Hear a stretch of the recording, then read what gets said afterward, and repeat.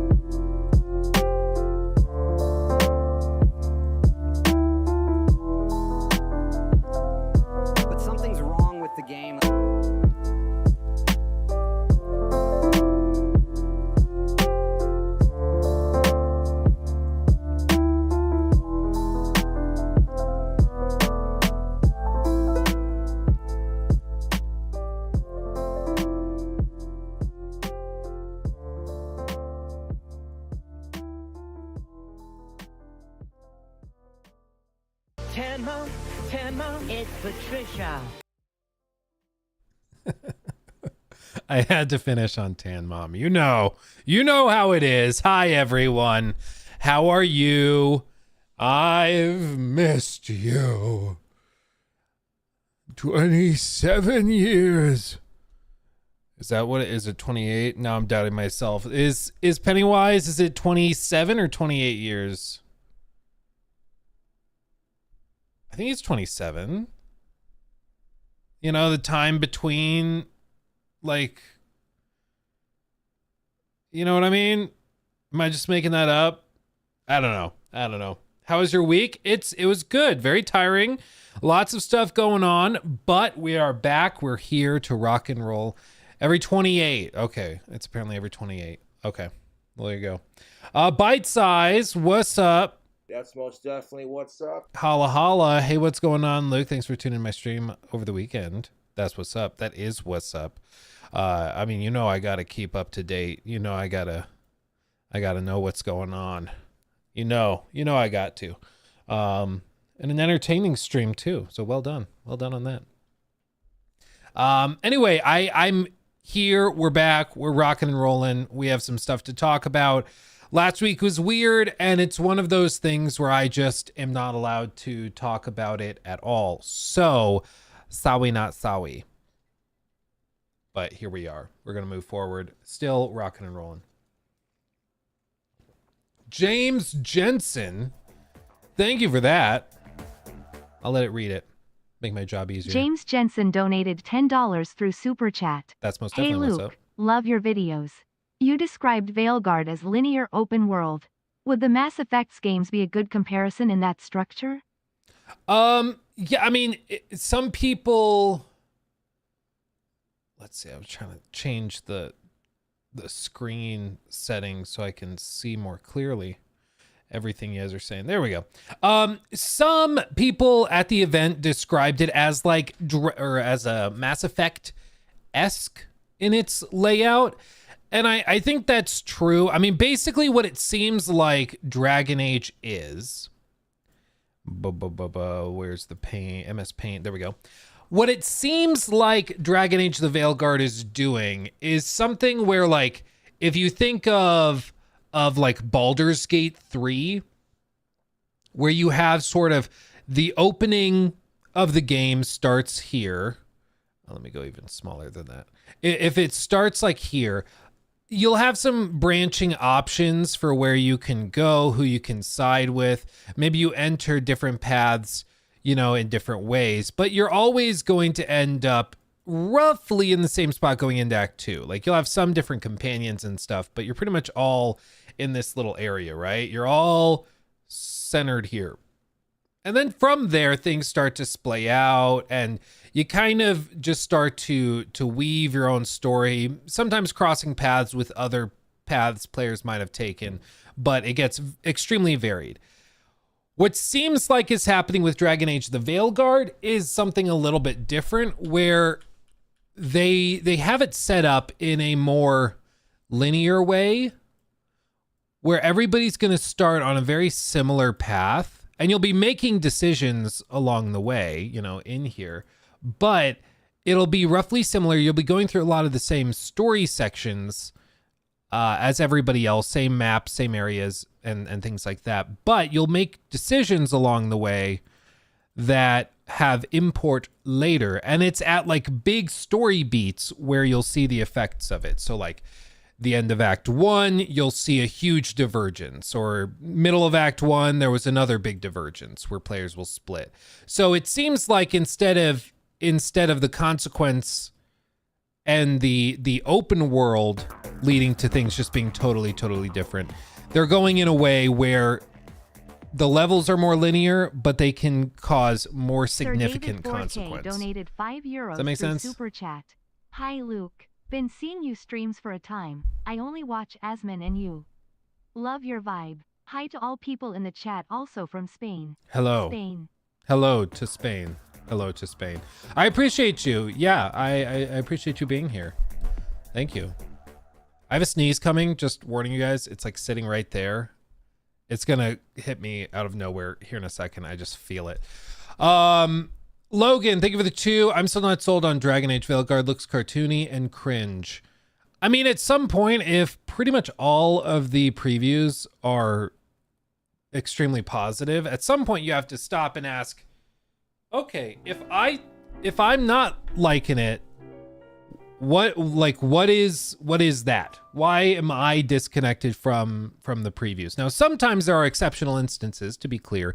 For example, Deathloop received 10 out of 10 reviews, and people in the journalist sphere loved that game, said it was Arcane's magnum opus, blah, blah, blah.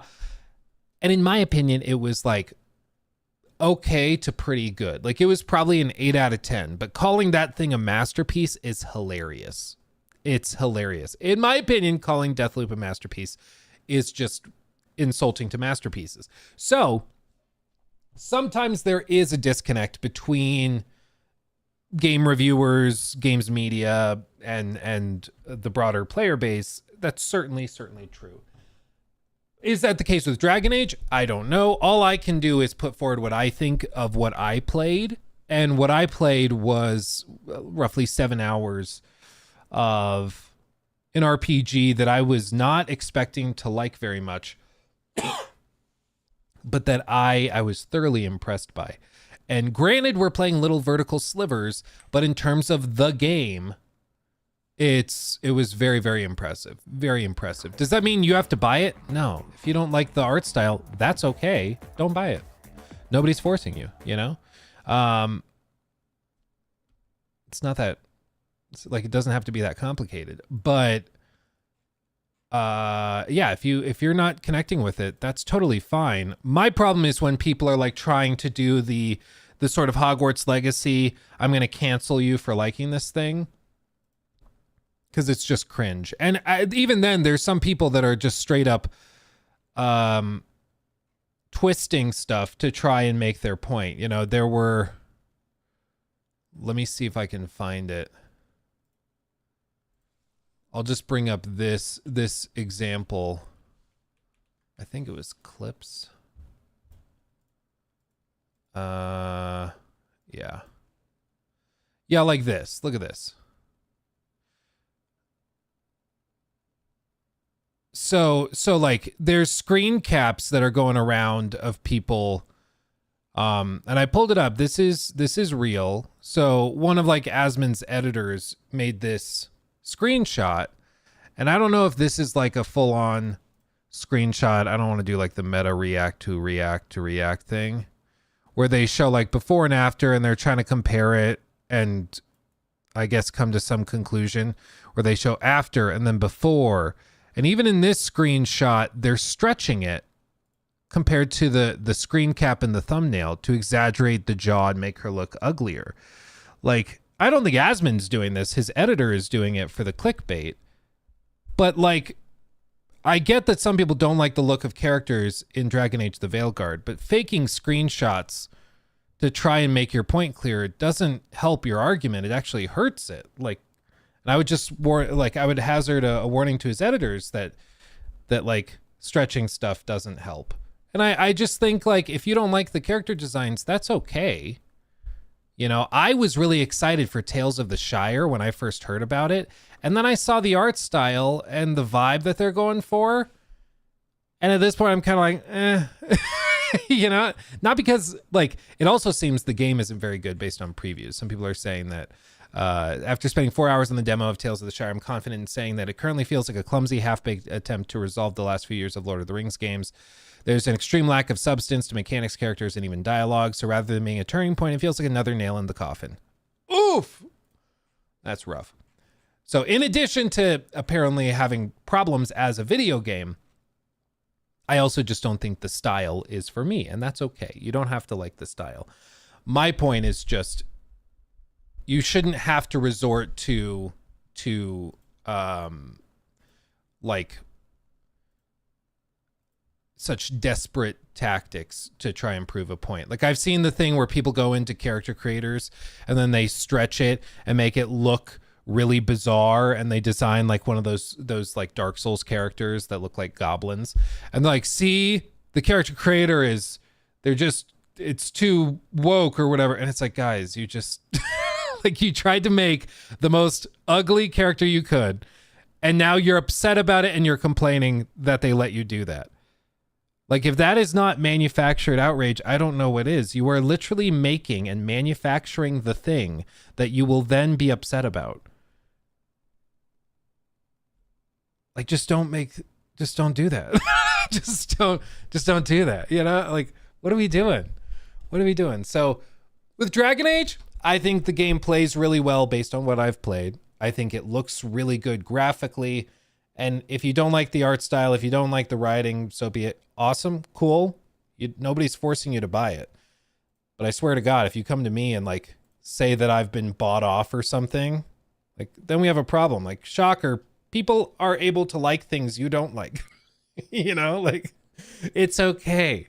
It's okay. You may love Tales of the Shire and I don't. That's okay. I'm not going to like accuse you of being paid by, what did that one guy say? Like the woke mafia or whatever. Like, I'm not going to accuse you of that, because the chances are you just liked it. So anyway, I will make Quagmire. I honestly like doing exaggerated character designs in a lot of RPGs, because I find it funny and entertaining when you're playing through like a really serious cutscene and then the camera cuts to like your horrifying character. Like, did you guys, this is going to be a real test, okay? This is a deep cut test to see how many of you guys have been around and are OGs, like actual OGs. This is going back like 6-7 years, okay? So when I was making like one video a month in college. Does anyone remember what the name of my Fallout 4 character was? That I made like a bunch of like videos with and all that. I actually wonder if I still have footage of this. Let me see.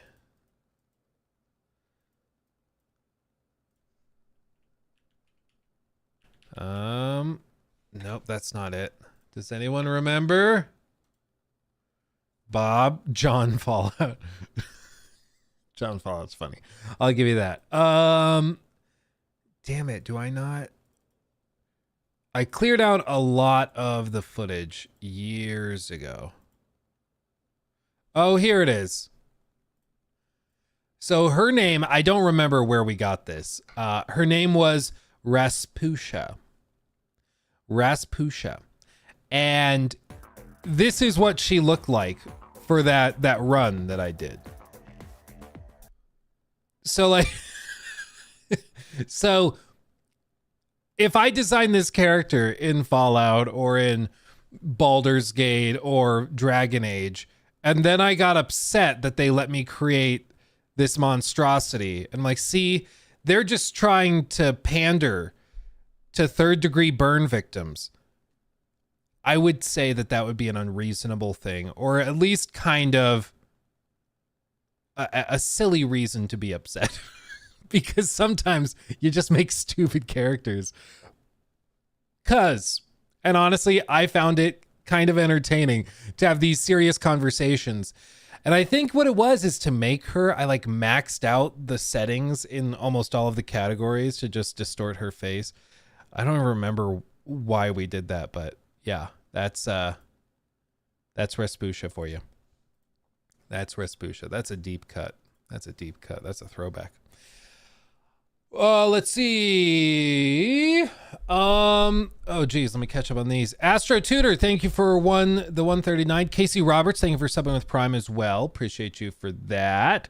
Let's see. I read James's. I saw Sir David's. Logan on Dragon Age. We saw that one. Logan says, brother, I watched IGN give Dustborn a 7. Yeah, we all did. That's why I think in the Dragon Age video, I even said, was it the Dragon Age video? Which one was it? Oh no, was it in the stream clip? I forget which one it was. But we talked about that and we pointed out that now IGN has said that they're very impressed by the writing, but to be fair, IGN did give Dustborn a 7, so just bear that in mind. So take it with a grain of salt. I totally agree. Let's see. Brendan, thank you for the 20 pounds. Very generous. My goodness. It's the marketing for Veilguard, which is the problem. Instead of selling the legacy of Dragon Age, which is broad, they were too focused on videos of creators celebrating the character creator. I'm sorry, you live by the sword. I mean, I to be fair, have not followed their like X, Twitter, whatever, or maybe on Instagram they're doing stuff. I don't know. All I'm doing is I play the game, I try the game, and I say what I think of the game. I do think there is a disconnect with the marketing because, like I said, I talked to some people that have worked on Dragon Age the Veilguard, and literally not a single person I spoke to was happy with that first trailer they put out. And in general, the sentiment has been that they are frustrated with EA's marketing approach. To what extent that extends to these various categories, who knows? But I do think it's interesting that the people actually making the game are like, why are you doing that to the marketing guys? So with a lot of these things, it feels like the game is being made by one group of people, and then the people trying to sell the game are over here. And they try to understand what the devs are saying, and they try to understand the broader context, but they're doing their own thing. And it's too bad. Because you'd hope that they'd be more in tune, you know? You'd hope, at least.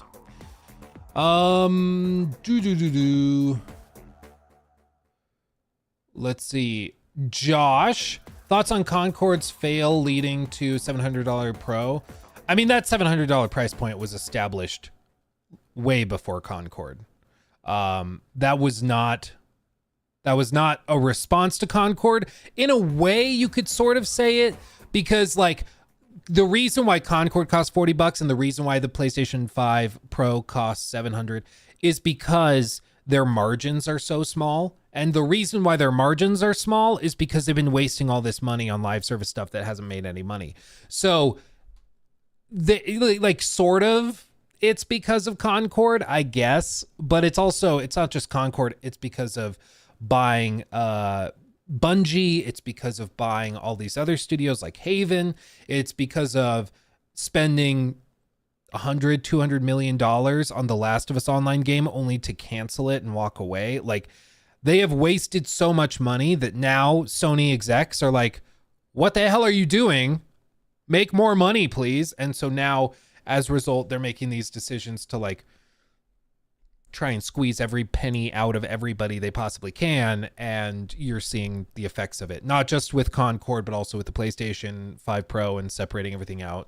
Got to buy the disc drive separately and this and that. So yeah, I guess it is related, but it's not like Concord launched and flopped and then like, oh god, raise the price. The price was set way before that.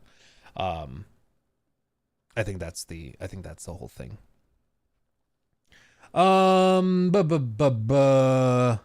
D Factor, D Factor, wow.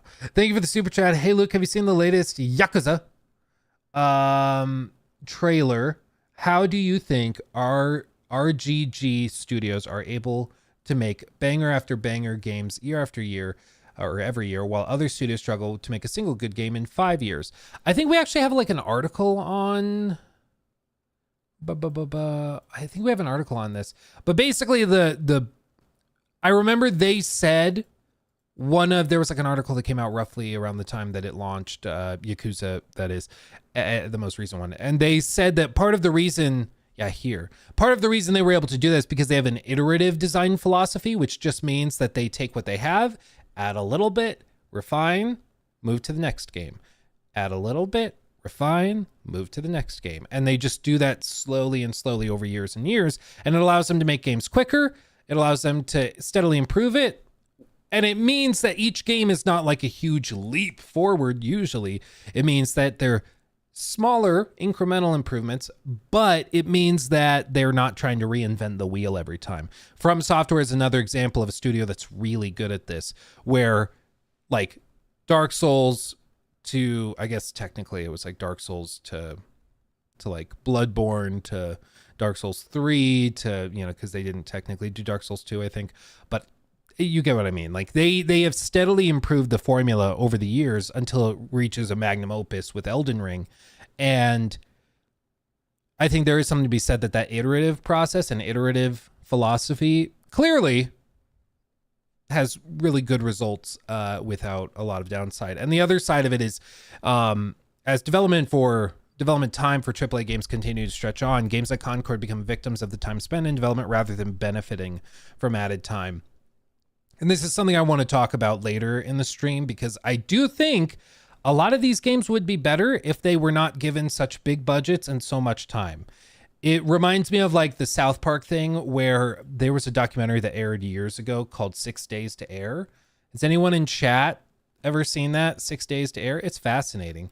6 Days to Air. It's a really interesting documentary where they literally just follow the creation of a South Park episode from beginning to end. So is a 2011 American documentary television film that details the production process of the American adult animated sitcom South Park. The film follows the show's hectic, rushed 6-day production schedule in which a 22-minute episode, Jesus, is completed just hours before its original air date. And in this, there's all sorts of different discussions and stuff that they have, and they talk about the creative process.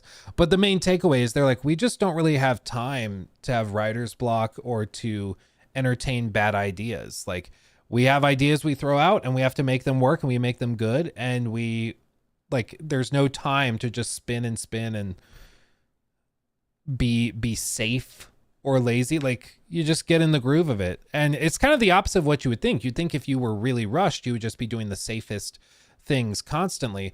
But there's only so many safe ideas. Eventually you have to start taking risks. And when you don't have enough time to talk yourself out of those risks, you get some crazy stuff. Like that episode they were making during this documentary's production was the Human Centipede episode. Dare I say, not a super safe episode. Like a pretty intense, wacky episode of South Park. And that was just what they were doing on that day, which is, I still can't believe it. Like, it's so funny. It is a great episode.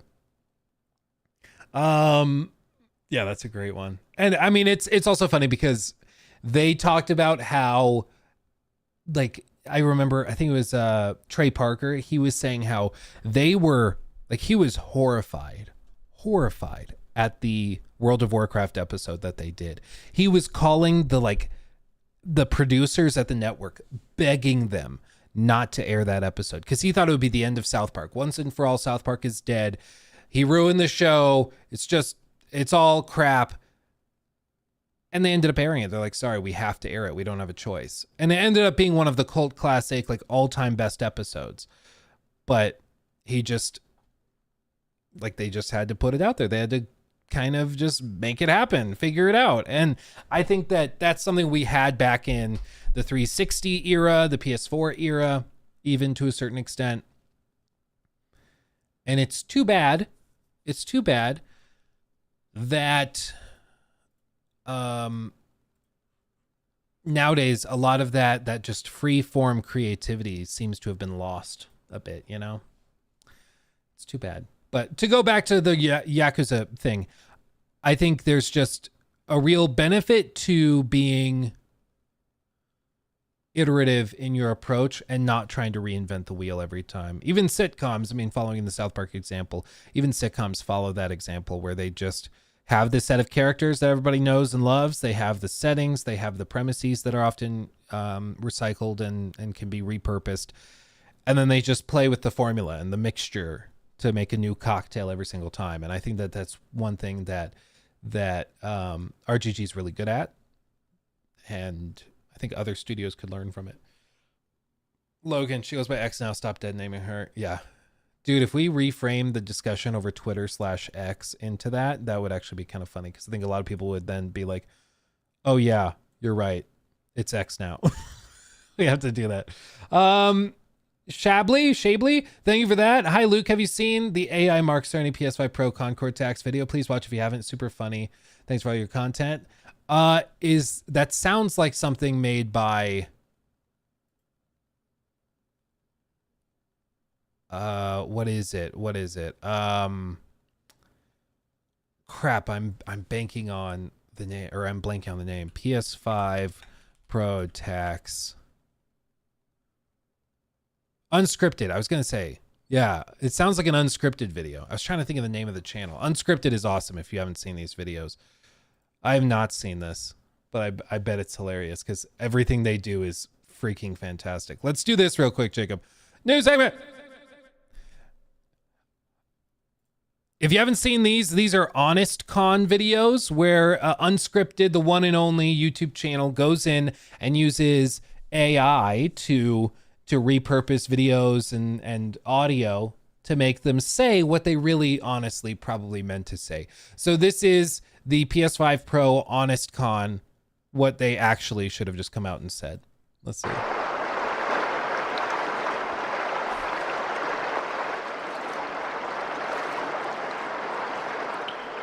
Cutting edge. None of this is real. Hi, I'm Mark Cerny, and I'm excited to be here. At PlayStation, we know play has no limits. Unless you own discs. Then it does. Tangible, circular limits. To reflect this, we've limited the supply of external disk drives over time and added a premium to the prices. That is a really good point, though. Like, unironically, everybody's like, well, if you really want physical disk drives, you can just buy it separately for $80 or whatever.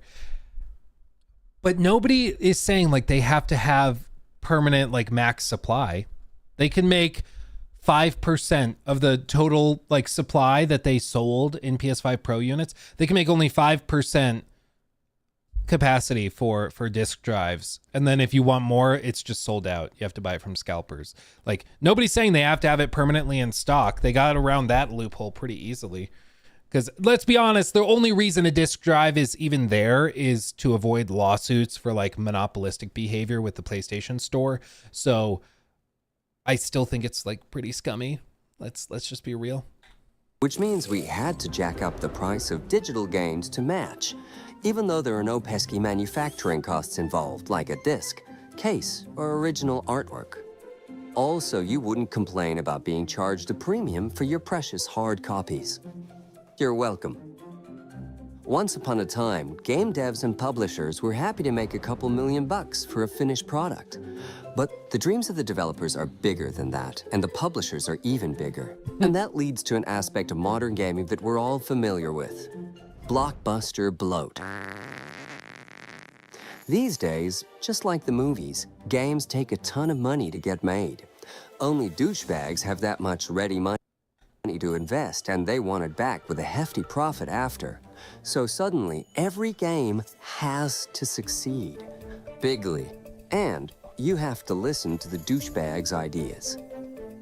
Now, every creative decision has to pass a committee to ensure maximum appeal to the largest number of possible audiences.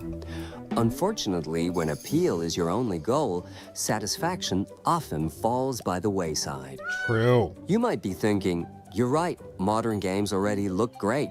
We don't need to pay $700 for better graphics. What we need is better stories. Real quick, I will just say that whole premise of this like modern era, I don't know if it's just post Marvel or whatever, but this whole premise of make your games filled with as many like token characters to check off all these boxes as possible. Try to make it as generic so it appeals to the widest swath of people. That premise that will lead to more gamers or more customers is like demonstrably false. Demonstrably. I mean, look at something like Concord or like a Dustborn even, or a Saints Row reboot. Saints Row reboot, it's like all young teenagers, early 20s, fresh out of college with student loan debt. There are millions and millions of people who fit into that box. You would think, based on their logic, that would therefore lead to hundreds of millions of dollars worth of revenue. All of those people are playing this because they're like, finally, I feel represented. But it ignores the simple fact that for most gamers, video games are an escape from reality, from the bounds of this mortal plane. And shocker, when they're playing a video game for fun, they don't like to be reminded of their student loan debt. They don't like to be reminded that they grew up without a lot of money. And so hearing this character whine and complain about it is perhaps relatable, but that's not why they're playing video games. They want to play a video game where they're Kratos ripping the head off of a god. That's what they want to do. And it's so foolish and stupid that after all these years and all these flops, the executives cannot understand that. They're like, well, we thought you'd really connect with it. Yeah, maybe I did. Maybe I did too much. Maybe I connected with it too much. So much so I didn't want to deal with it because that's my life.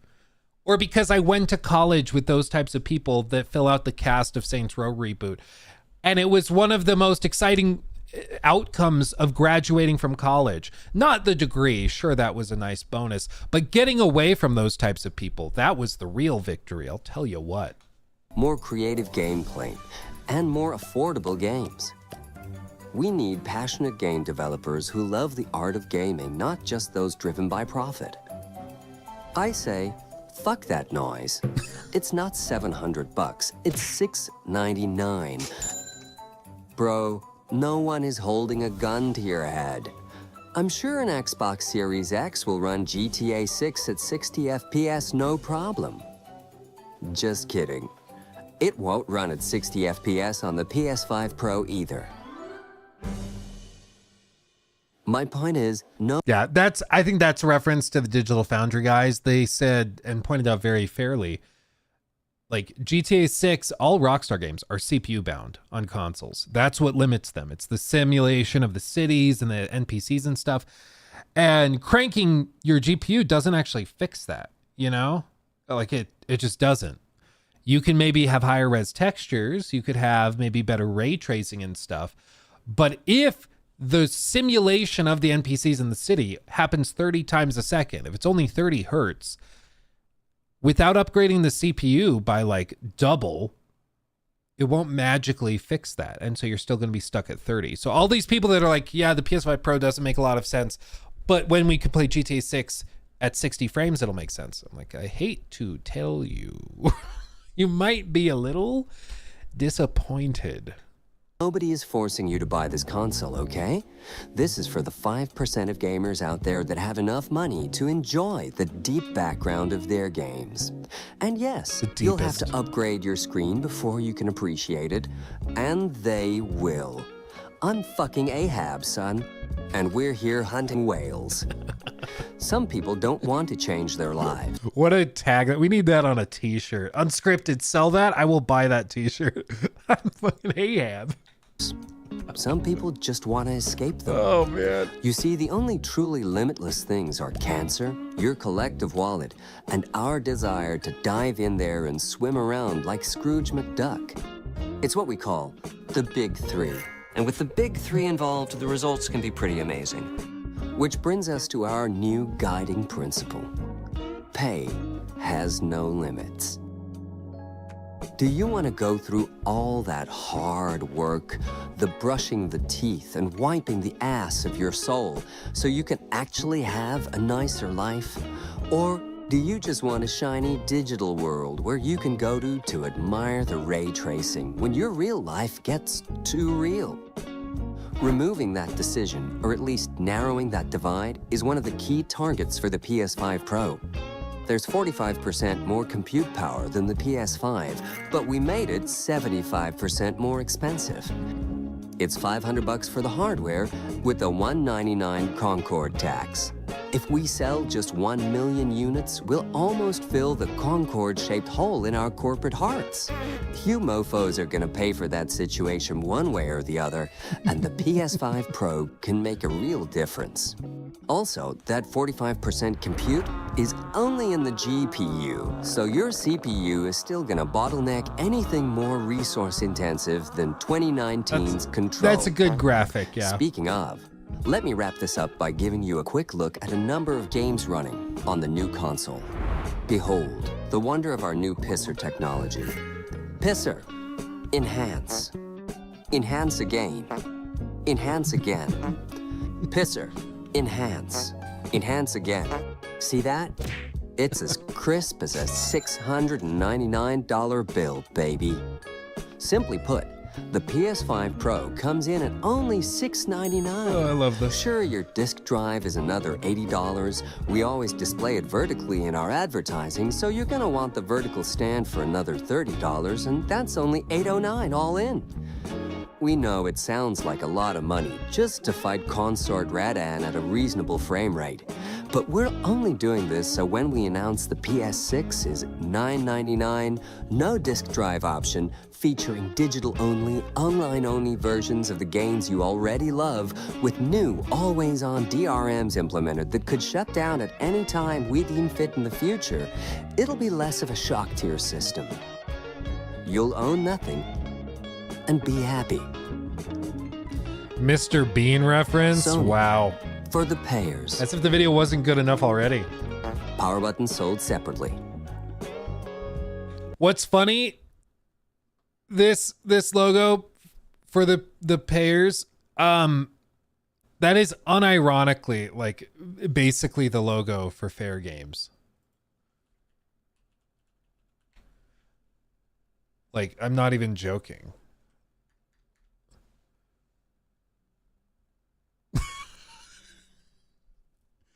After all of this crap with Sony, like, milking people for extra, I swear to God, this is going to be a dumpster fire. Like, it's just, it's going to be so bad, dude. Oh, man. And I know there's talented people working at Haven, okay? I want to be clear. There are talented people working there, okay? Nobody's doubting that.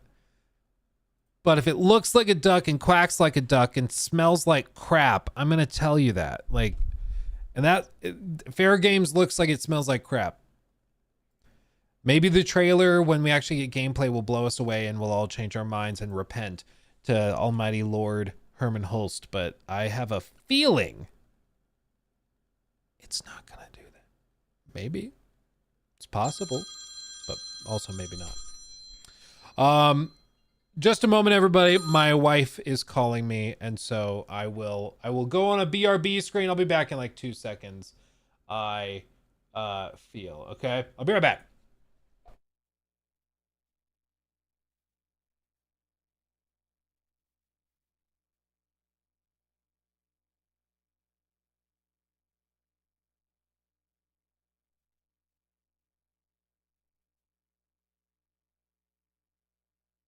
Okay, I'm back. She just needs help loading the kids up into the car real quick. So I will do that. In the meantime, while I am doing that, let me do this. We're gonna pull something deep.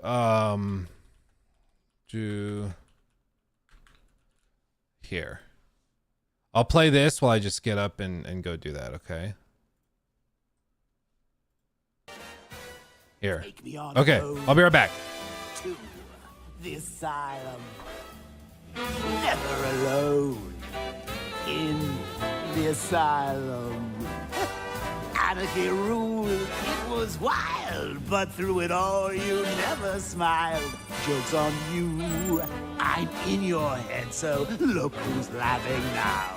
Remember in Arkham City, I killed your girl, so pretty. That was the night you let me die. But when I looked you in the eye, that's when I knew we'd be together. Look who's laughing now. I'm stuck in your head and I'm laughing. Ah!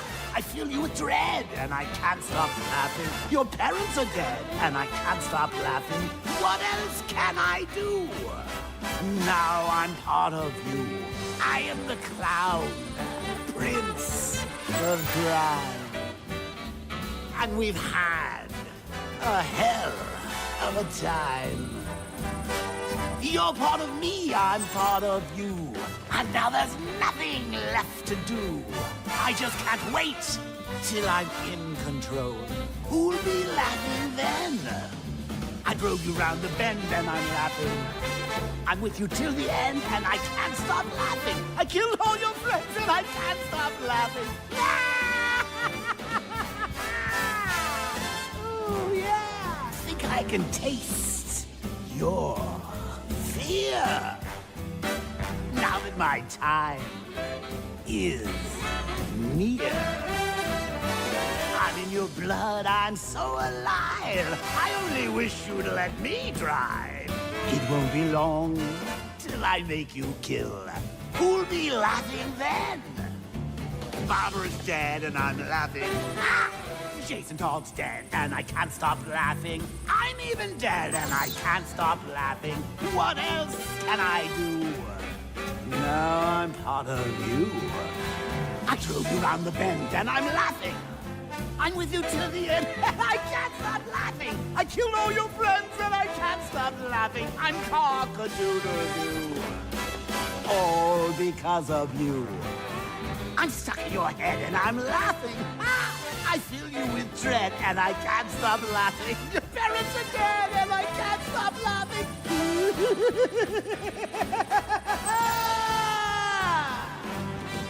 I'm stuck in your head and I'm laughing. I filled you with dread and I can't stop laughing. Your parents are dead and I can't stop laughing. What else can I do? Now I'm part of you.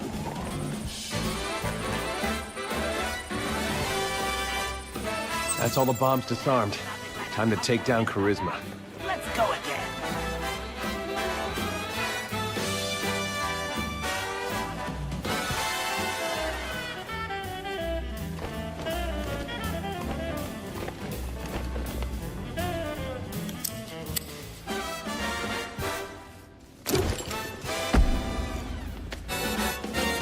No encore.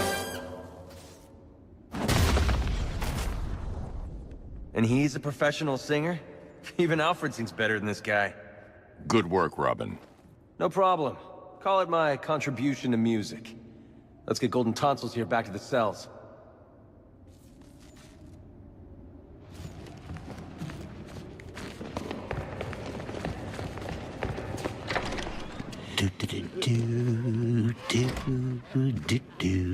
Catchy number, right, Bats? You know, I had the singing voice of a soprano once. I mean, I had a vocal cords.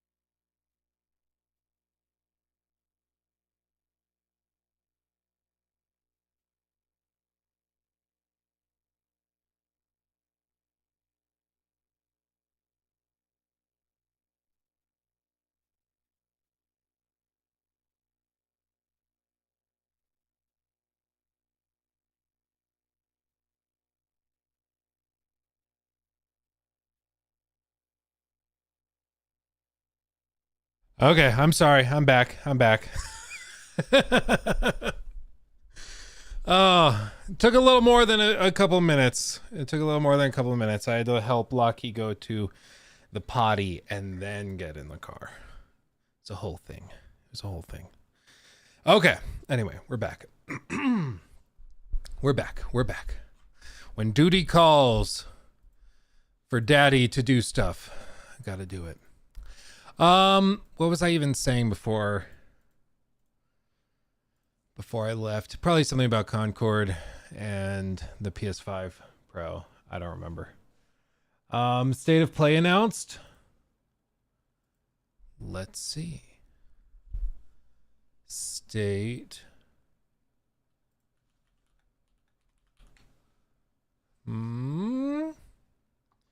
Yep, look at that. State of play tomorrow, 3 p.m. Pacific, for news and updates on over 20 titles. Let's see the specifics, though, because one time they did this and they said it was like only third-party stuff. Let's see what they say. State of play is back tomorrow, September 24th. Tune in live for news and updates on more than 20 upcoming PS5 and PSVR 2 games. I guess, they've not given up on it yet. The 30-minute show begins at 3 p.m. Pacific, so that'll be 4 p.m. my time. Okay. Okay, on YouTube and Twitch, it'll be broadcast in English and Japanese. Regarding co-streaming, they don't say anything specific. They just say it's going to be more than 20 upcoming PS5 and PSVR 2 games from studios around the world. But notably, it is described as state of play, not as like a showcase or anything. This is a state of play, which usually is like smaller. It's for smaller announcements and third-party stuff. So interesting. That's funny. Jeff Grubb goes source. That's funny. Okay. What's predictions? Let's hear predictions in chat real quick. What are predictions for this one? I think we do see fair games. That's my gut. I have not seen any indication that Sony is like pivoting away from the live service thing. I think they're doubling down and tripling down. So I think we're going to see fair games. And who knows, maybe that's how they open it, just like Concord. Maybe they're so delusional they think that that's like going to win people over. Because some reporting, like from the statements made by Colin Moriarty, he said that Herman Hulst, the head of PlayStation, they were calling Concord his baby. And if that's true, this is insane. Like, if he thought that was potentially Star Wars level in terms of success and like power as a franchise, what does he think about fair games? It's going to be bad. It's going to be real bad. So I think we see that. I also am going to go out on a limb. I haven't read any other reporting or anything on what is going on with Firewalk. I wouldn't be surprised if they announced like PlayStation Plus Concord relaunch. I wouldn't be surprised to hear that. I think, there are rumors of other stuff. So there's rumors that, like, of course, Horizon Zero Dawn, to be specific, is getting a remaster. There's also rumors that Days Gone is getting a remaster for some reason. I like Days Gone. I thought like it's an underrated game, mainly screwed over by some pacing issues. The coolest thing in Days Gone are the horde fights, like in the sawmill. And that fight is like locked behind the second half of the game for some reason. I understand they wanted to build there, but it just made it so the cool reason you were buying the game you didn't get to see until halfway through. And so, but nonetheless, I think it's an underrated game for sure. Having said that though, like, there are rumors that they're going to be doing a remaster of that, which I don't even know, man. I don't know why they would feel the need to do that, but that's the same thing with Horizon Zero Dawn, that there's that they're going to be doing a remaster of that. And again, like, that game does not need a remaster by any stretch of the imagination, and yet somehow they're talking about doing that. What else? Spider-Man DLC. I think it's probably a little late for that. They apparently, like, anything regarding Insomniac is weird because we've seen those leaks. And those leaks pretty clearly outlined what they were doing. And a DLC, like a big DLC, you know, was not really in there from what I recall. Maybe it was in there and I just forgot, but I don't think it was in there. Maybe we see the thing Joraptor's been hoping for, which is the Atreus spin-off game, kind of like Miles Morales. Maybe we see that in the God of War franchise, maybe. But again, I think if they had that, that would be a showcase. I don't think that would show up at a state of play. Hearing it's a state of play makes me think it's going to be the quality of, like, the announcement of Suicide Squad and Concord and Fair Games. Like, I think it's going to be a lot of stuff like that. PSVR 2 titles. So I'm just not expecting it to come off as particularly amazing. Oh, 53 Nights. That's interesting. An announcement of Starfield coming to PS5. That would unironically be very interesting and possible. Though I'm not sure if they'd want to do it tomorrow because that's like a week before the launch of their big expansion.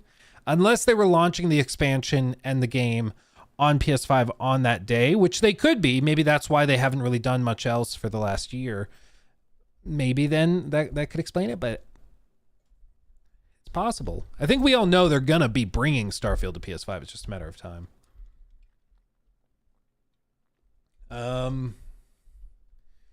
What else? What else could we see? I don't think we see anything from Naughty Dog. I think you're right, Odin. I don't think we see anything from Naughty Dog for a while. I don't think we see anything from Insomniac. I don't think we see even Ghost of Tsushima 2.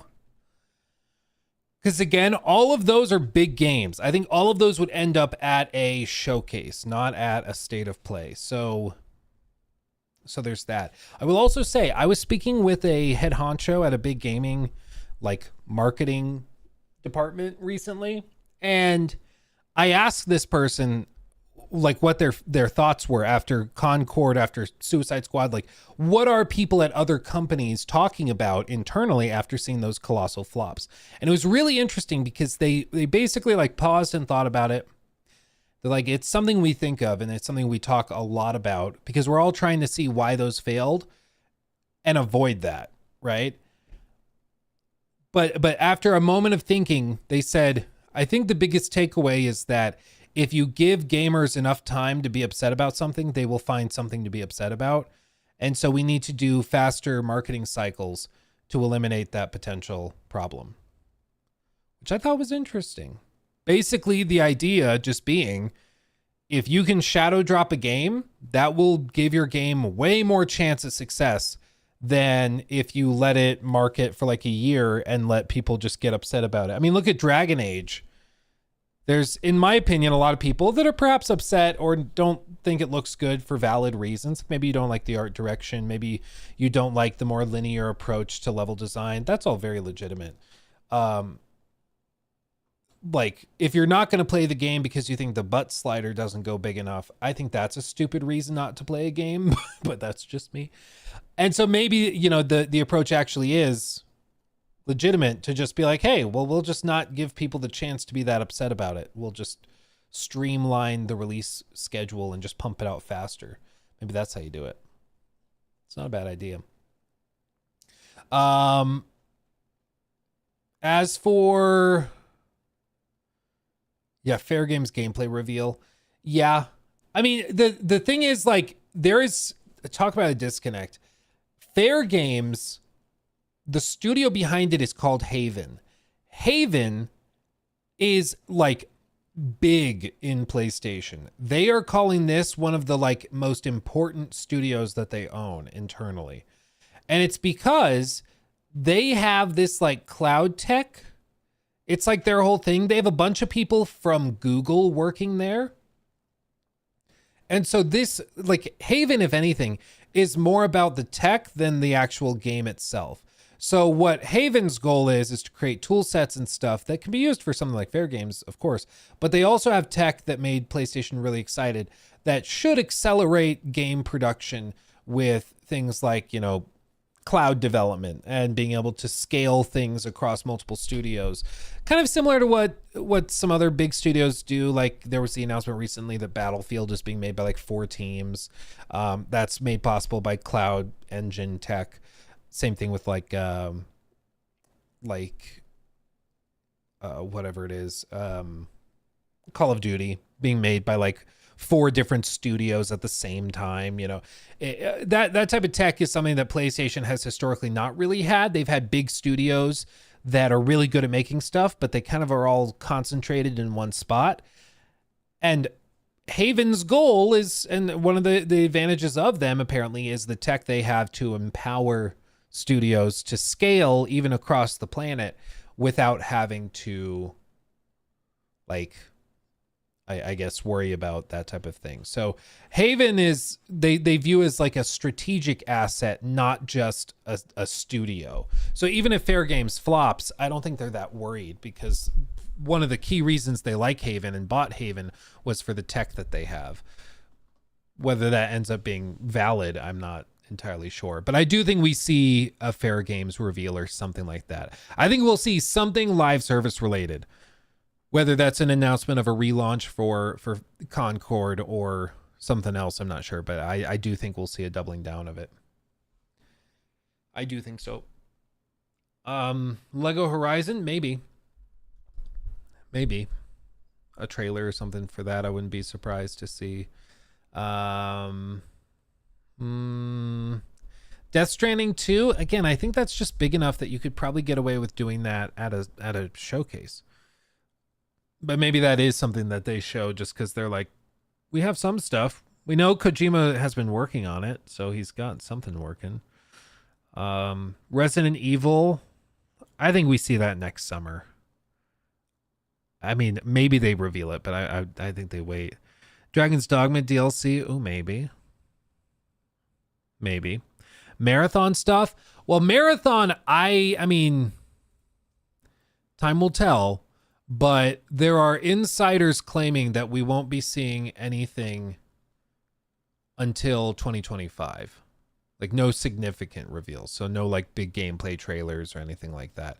Maybe like a couple more screenshots, but probably nothing big. Logo splash screen or something. I don't know.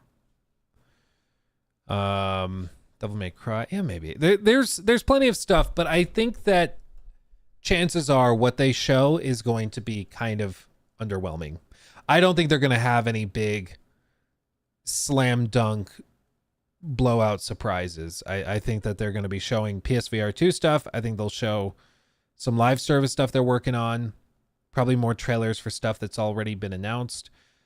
Maybe like a trailer for a Hogwarts Legacy director's cut, like enhanced for PS5 Pro or something. Maybe they do that, but I don't, like, I'm not expecting anything crazy big.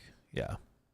Because if they had something big, I think we would see it in a showcase, which the way PlayStation has it set up is that State of Play is a separate thing from showcases. Like showcases are where the big boys go to play. So if they say, hey, we have a showcase, you know, oh shit, we're not messing around. There's going to be something good here. And the fact that they are intentionally describing it as a State of Play, not a showcase, should tell you that they're trying to temper expectations just a tad. So we'll see. Yeah, rehiring of Jim Ryan. Like, and this time he's serious. Oh man, that would be so funny. Can you imagine? Just like, what do you even do with that?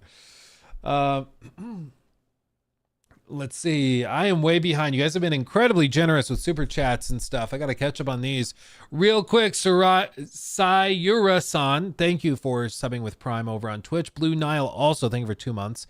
That's fantastic. Demetrius says, I'm actually really excited for Marathon.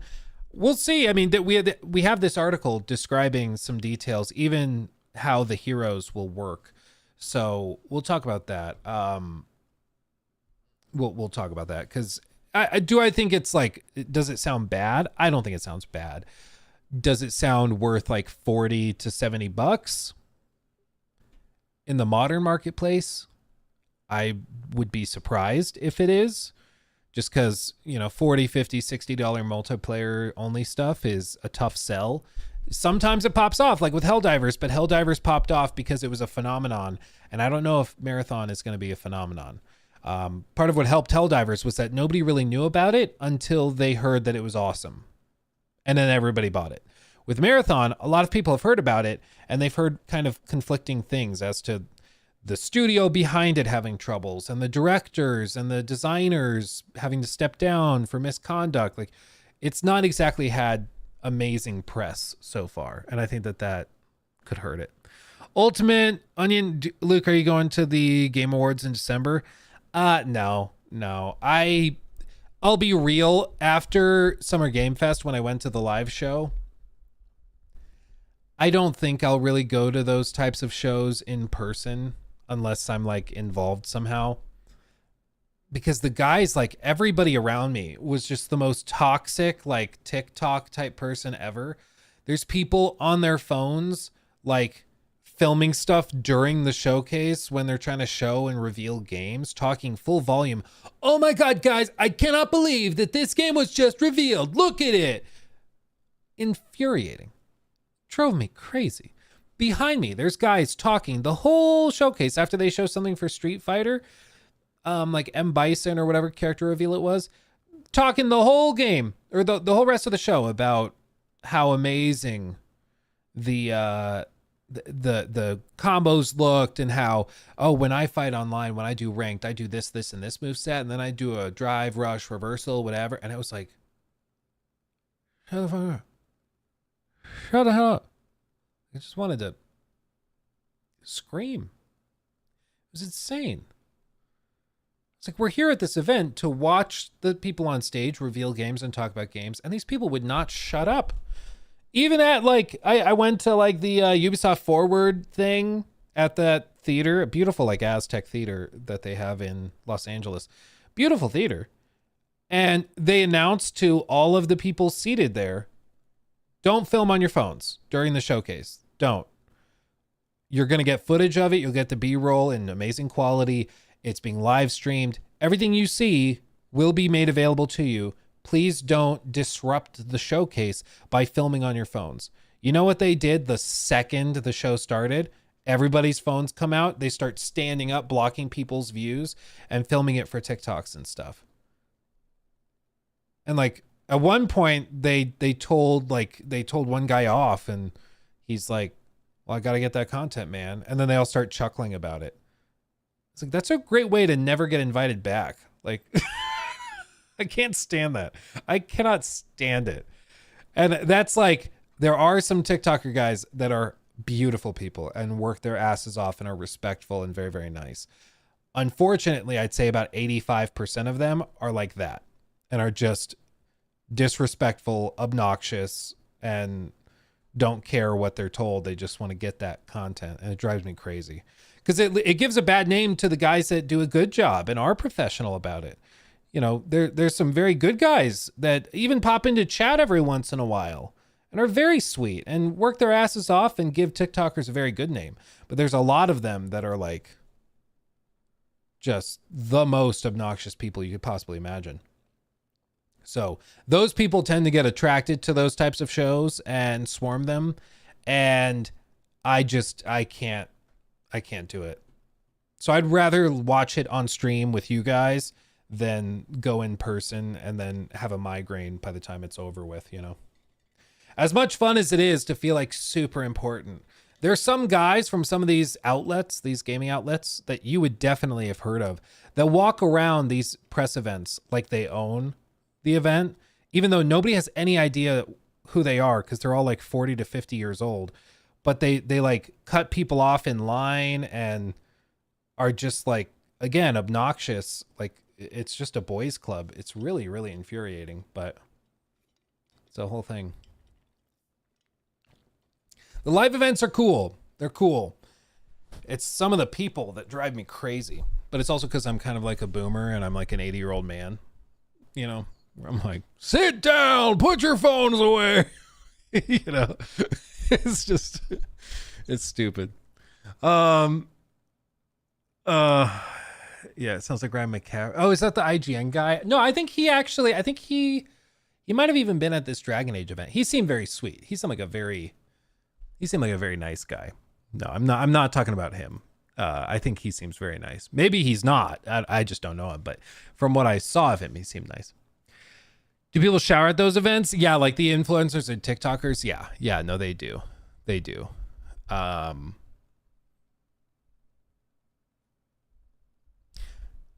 I have been at some places where some people, it was like, bro, you knew you were going to be in public today. I won't go into that though. That was a separate thing. Let's see. Okay, catching up on this real quick. Judson, thank you for the 5. You should watch AVV gaming video that talk about gaming. Wait, Germany article said that Bethesda admitted defeat on Elder Scrolls 6. I did see that article, Judson. It was like at least I think it's the one you're talking about. It was the article where they were saying that there's nothing they can do to meet the hype levels and live up to those expectations. They're just kind of like, they'll never meet those expectations. And I think they are correct. I think that's what they say internally. I think they just said the quiet part out loud. Because I think expectations are so high, there's nothing you can do. And the other thing is, for Elder Scrolls 6 specifically, they're in a really weird spot because, like, this is where Skyrim started in terms of quality. Okay, really good. You know, the rest of the competition was like down here, you know, pretty good, but Skyrim deserved Game of the Year and it got all the accolades for it. Over the years, the mods added tons of content with a lot of quality. And now people play these games and play Skyrim modded. And it's like ridiculous. But they can't reach that level. Like Bethesda just isn't capable. You can even say like Fallout 4 maybe was at like this level. I guess we could do blue. Fallout 4 was like here.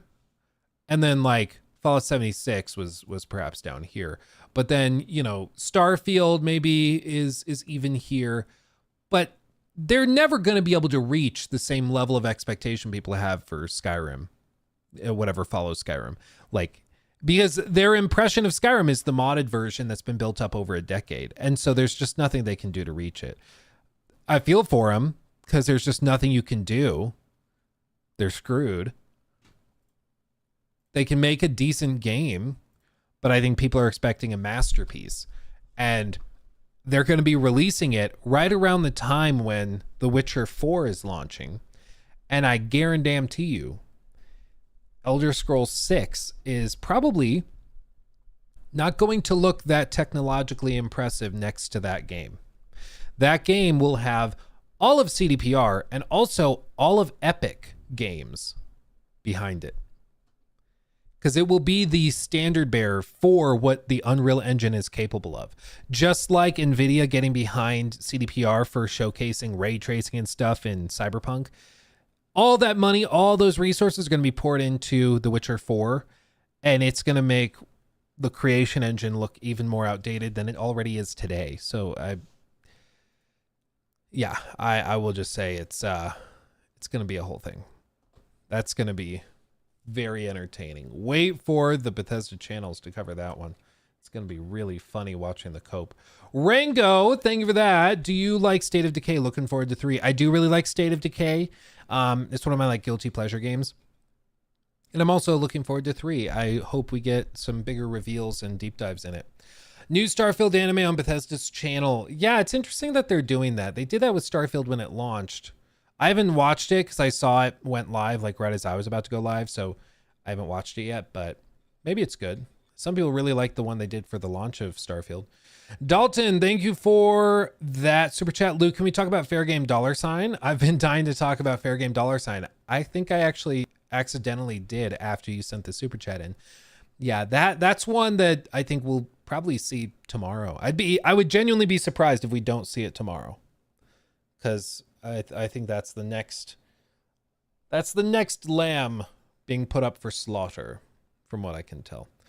And I've heard rumblings that they are in full-blown panic mode over that. Whether executives are in panic mode is a separate question, but I think the people actually making the game know that this maybe doesn't go over too well. Because I think everybody was sure in those studios. They were all sure Concord would pop off. And when it didn't just pop off, it imploded like a dying star. I think it was a wake-up call to all of them that, oh, wait, maybe our assumptions are not correct. And whether the executives agree is a separate question, but the people making the game are worried. That's what I've heard, at least. Logan, thank you for the 2 thoughts on Days Gone Remaster shared by Digital Foundry. Oh yeah, this is also something we accidentally talked about. I do think we see, well, I wouldn't be surprised if we saw a Days Gone Remaster. I don't know if that ends up actually happening.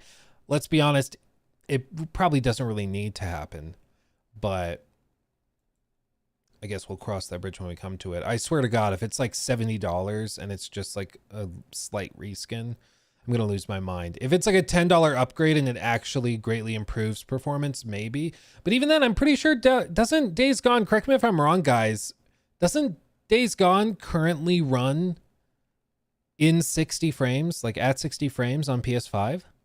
Didn't they release like a patch for it? So like, what is the big selling point for the remaster? Yeah, you guys are saying, yeah. I was pretty sure it did. So like, what is going to be the selling point? At least for The Last of Us Part 2, that was, you know, they did that update and they released it. But even that's going to be a tough sell when they inevitably do that remake or remaster, whatever the hell. And, well, did they already do it? I think they already did it. I think I'm getting my games mixed up. Because, see, this is part of the problem is that they, all these things blend together. Yeah, they already did do the remaster. I can't even keep them straight anymore because they all blend together. They're like, yeah, it's remastered. Wink. With this, at least there was new content. That was cool. They had the like waves, no return mode, the roguelike mode, which was super cool. That's a good selling point, I think. And they had a $10 upgrade path, which again, I think is valid. If they add gameplay stuff, then that could work, but they need to do like the $10 upgrade path. A remaster of a remaster. That's basically what part 1 was. Yeah, for real. Anyway, all these remasters, they just break my brain. I'm like, did that already happen or was that a rumor? I can't keep track of it because the leap forward is fairly minimal. At least with The Last of Us Part 2, they had like those cool, like in development levels. You remember those? I made a video on them. I wonder.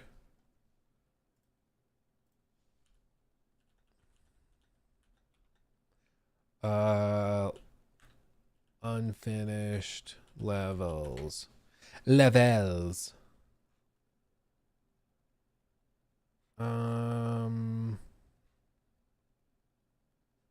I'll sneeze.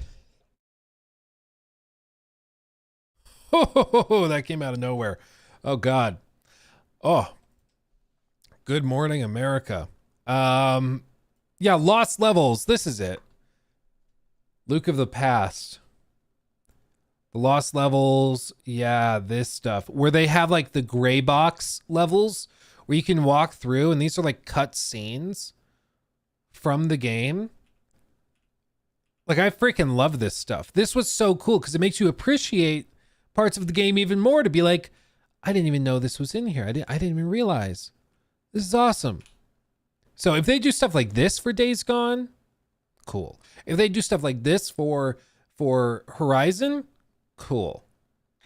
But they got to do something other than just like, well, we increased the quality setting basically.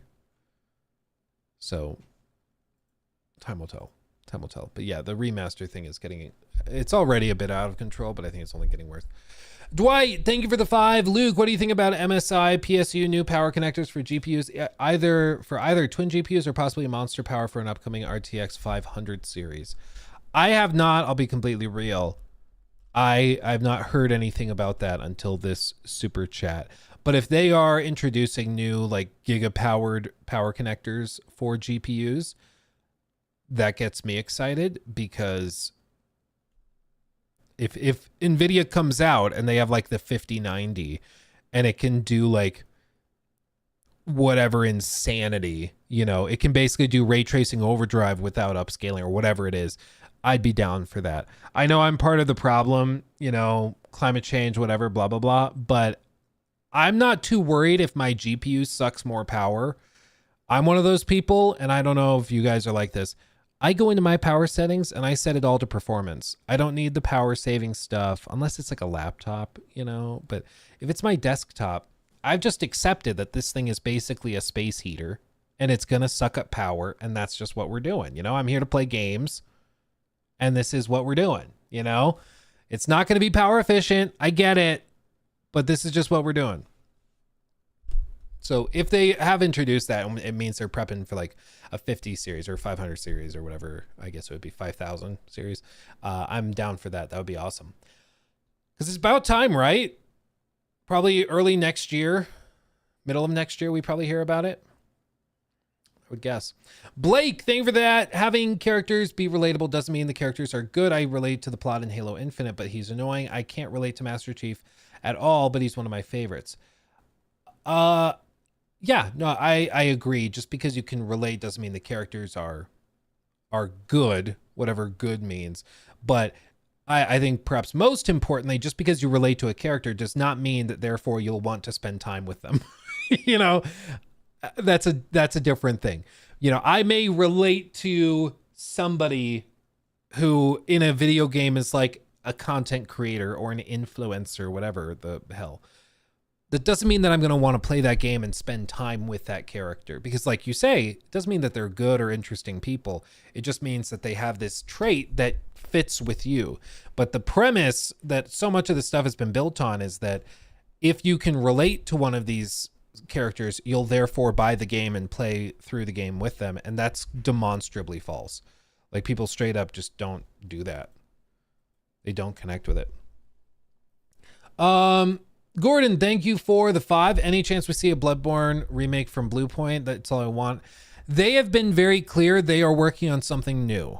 Anytime anybody's been like, is it a remake? Is it a remaster? They're like, nope, it's something new. So maybe they're lying to us just to trick us, but I think at some point you have to take them at their word. So they say it's new, and whether we see a Bloodborne remake, remaster, my gut's telling me if we see one, it would be at the start of the PS6 generation. You might see a studio handed that in like the next year or two, and they prep it for launch in 2028. Because like that would get enough hype that I think people would be more inclined to buy a brand new $800 console just to play it. Because I think Sony knows next console is going to be damn expensive. And if they can have a big game people have been asking for a long time, exclusive, a lot more people may buy it. So I'll tell you what, my gut prediction is that we do probably eventually see it, but I think it comes like exclusive to the PlayStation 6. And I think the PlayStation 6 is also going to be ridiculously expensive, which is part of the reason they're prepping to do that. Because they're going to have some stuff like that people have been asking for a long time, exclusive to push you to buy it. Yeah. Buy a PlayStation 6 to play a PS4 game. Now you're thinking like PlayStation, Tiago. Yeah, you're getting it. It's clicking. Now you're thinking like a PlayStation executive. Exactly. Let's see, Judson, why not bring back Killzone or Resistance and SOCOM? Because people have been waiting for those games to return. I mean, you would think that would be a layup, but I think it's because the Killzone games are run by Guerrilla, and Guerrilla is working on this Horizon game, multiplayer game that they hope prints money, so they're just letting that sit on ice. But maybe there are things moving in the background. PlayStation's whole goal was to kickstart a bunch of new IP with these live service games, but they keep flopping. Again, like Colin said, his source was saying that they expected Concord to be PlayStation's Star Wars. They expected that to kickstart a new era of content for PlayStation where, like, forget Joel and Ellie. Forget them. Forget Kratos. You're going to be obsessed with the yellow talking dumpster from here on out. You're going to be waiting for his spin-off game. Like, they really thought that. According to the reporting from Colin, I know he would probably say it wasn't reporting because he said a few times he wasn't reporting in that, but his source at least told him that,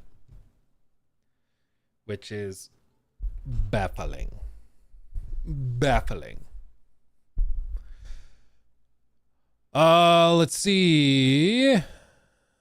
Okay, almost caught up, guys. Thank you for indulging me. Brendan, thank you for this super chat. If I was Microsoft, I'd drop Series X prices by $100. Then Sony dev pipeline, or the Sony dev pipeline is not what it was even a few years ago. Time to push Game Pass. I think that's what the next 12 months are. They have a lot. They do. Whether you look at something like Indiana Jones, or you look at the new Fable, or you look at Gears of War, or the new Doom, like, they have a lot of pots on the stove, and you may not think Fable looks that good. Cool. You might not think that, what is it, South of Midnight? Is that what it's called? You might not think that looks good. Cool. But I bet you, yeah, I bet you think Doom looks good. I bet you think that, maybe the new Gears of War looks like it could be good, or Stalker 2 looks good, or this, or that, or this, or that, because they have so much. And so if they start to get these out and they're not horrible, that's the that's the one thing that has to be true. As long as they're not horrible flops, they could actually find success, and you could actually see Game Pass starting to really pop off, and you see Xbox starting to be discussed as the company and the place where the good games are, because there's a good chance that in the next 12 months, PlayStation might release a single player game from today forward 12 months. Because if they do Ghost of Tsushima next year, that probably is late next year, maybe like November. But they are still pumping out live service games. They probably have the Horizon multiplayer game maybe around next year, late next year, maybe early 26, but probably next year. They have fair games, of course. There's apparently other games, other live service games they're working on that have not been revealed yet. We'll see how that goes. Maybe good, but again, if they thought Concord was going to be a phenomenon, like, why would you trust that the other ones they've greenlit are going to be good, you know? They've said April will be the next AAA game. They said through this fiscal year, which ends March 31st, I believe, for them, they don't have any big tentpole games. So it could be any time between April of 25 and March of 26. They've kept it pretty open. I think we all are expecting them to have probably Ghost 2 or something next year. Maybe something from Santa Monica, but I don't think that's super likely. Naughty Dog, I also think, is unlikely. So Ghost 2 just kind of makes sense. But yeah, it unironically, like, next year, for the first 6 to 9 months, it could just be dominated by Xbox dropping some bangers. Like, and it's weird to think of because everybody always jokes that Xbox doesn't have games, but PlayStation, the only games they're showing are games that keep flopping and that nobody wants, and people are like braced for the release of, you know? So I don't know. It's been an interesting thing, but this is the tale. When Sony is humble, Sony dominates. PlayStation dominates. But when PlayStation gets cocky, you get the PS3. You get, I would argue, the current state of the PlayStation 5 and PlayStation 5 Pro. You know, like, it's too bad. It's stupid that it works that way, but what are you going to do?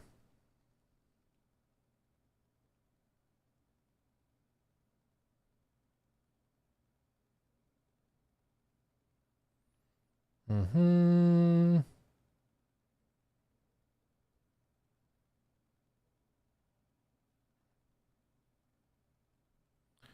don't know who this is.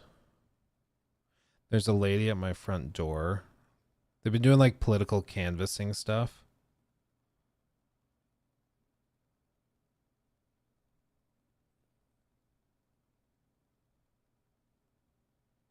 I don't know what she's doing. We have like one of those signs up on our door that's like no politics, no sales, no this, no that. But they still come up and knock, and then you'll be like, "Did you see the sign?" And they're like, "Oh, sorry, I didn't see it." It's like, it's pretty bold. It's pretty clear. Yeah, leave. I don't know who that is.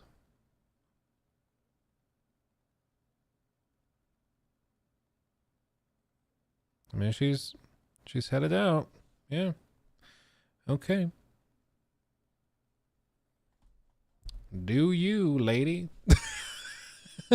Do you? Oh, goodness. Let's see. Edgar, thank you for the 5. Cruel and unusual punishment for PS5 owners to play Starfield. That's the thing. I was talking to Joraptor about it on the podcast, and I was like, do you really think Starfield does well on PlayStation? He was like, I think it does decent. I was like, I just don't know.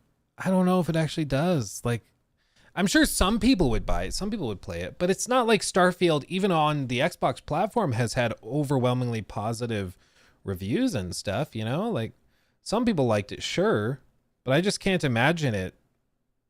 It's like a huge success, but I don't know. Anyway.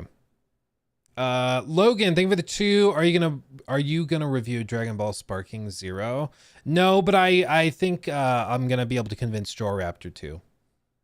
Lonely, thank you for that one. Rocksteady's making a new Batman game. Oh, have I got something to talk about with you? Yeah, we're gonna talk about that. And then Logan, thank you also. It's pretty impressive how much Jim effed things up. Yeah, unironically, it really is impressive that he has managed to single-handedly, it seems, with the help of Herman Hulst, take PlayStation from the clearly dominating gaming force in this generation, going into this generation, to a company that has no clue what makes for a successful game and has wasted billions of dollars. Like, Xbox has spent a lot of money, sure. But even like the flops that Xbox has had, like a Redfall, probably cost them like $80 to $100 million. Or like, what's another Xbox flop that they had? Like, I don't think Starfield was a flop. I think that paid the bills. I think that did well enough. I'm not even sure what like another comparable flop would be. But even like the games that maybe Halo Infinite, yeah, I guess that's a good example because they spent tons of money on that. Even that, there's discussions Halo Infinite, when all was said and done, maybe it was like $200, $300, $400 million, whatever. That's one thing. That's like, compared to PlayStation, they have managed with this initiative for live service games to waste billions. It's unbelievable for the amount of money they spent on all this stuff. Oh, they just said Halo Infinite was profitable. Oh, well, boom, there you go. So that's not even technically a flop by that definition. So I just think, like, even though Xbox has had some games that didn't perform super well, and maybe their consoles aren't selling super great, they're not actively like hemorrhaging money, and they've insisted that their business is profitable and is healthy, and it's maybe not growing as fast as they would want it to, but it's not like they're hemorrhaging money. PlayStation is hemorrhaging money. They are wasting hundreds of millions of dollars on games they think are going to pop off, and it goes absolutely nowhere. You know, it's shocking. Hellblade, yeah, Hellblade, I guess you could say, because I can't imagine Hellblade was like a commercial success. So I think that's probably a fair one to point to. But even that, I think they probably bought the studio for like 100 million or like 140. It was like 130, something like that. It was somewhere in that ballpark. And even that, like, it wasn't a total loss because they got Ninja Theory, they got that staff, that studio. They're working on something else now. So they still have the studio. And while it wasn't necessarily profitable as far as I can tell, like it again, if you count it as a total loss and hypothetically say they like shut Ninja Theory down or whatever, which they are not doing, that's still only like 100 million, only 100 million. But that's still not much compared to what PlayStation has managed to do in the last 4 years. And there's other stuff we don't even know about. There's other stuff like the other background projects that were announced that have now been canned. Because they initially said they were working on 12 live service games to release within like a 2-3 year period. And then it dropped to 6. And some of them that were canceled we knew about, like the Last of Us game. Others we never heard about. So you have to wonder, like, how much money has actually been wasted on stuff that's never going to see the light of day or did see the light of day and flopped, you know?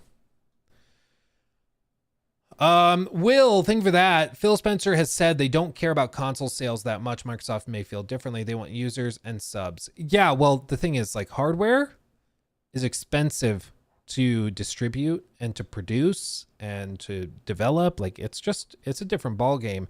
Software is easy because you make the software and then you distribute it basically instantaneously for free through infrastructure you already have.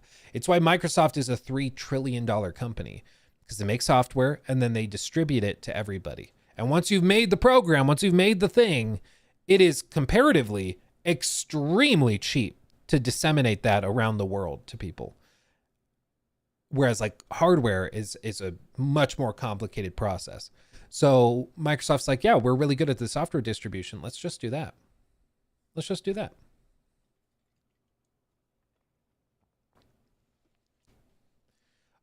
But yeah, I mean, I agree, Logan. It's baffling how much they've managed to screw things up. As for,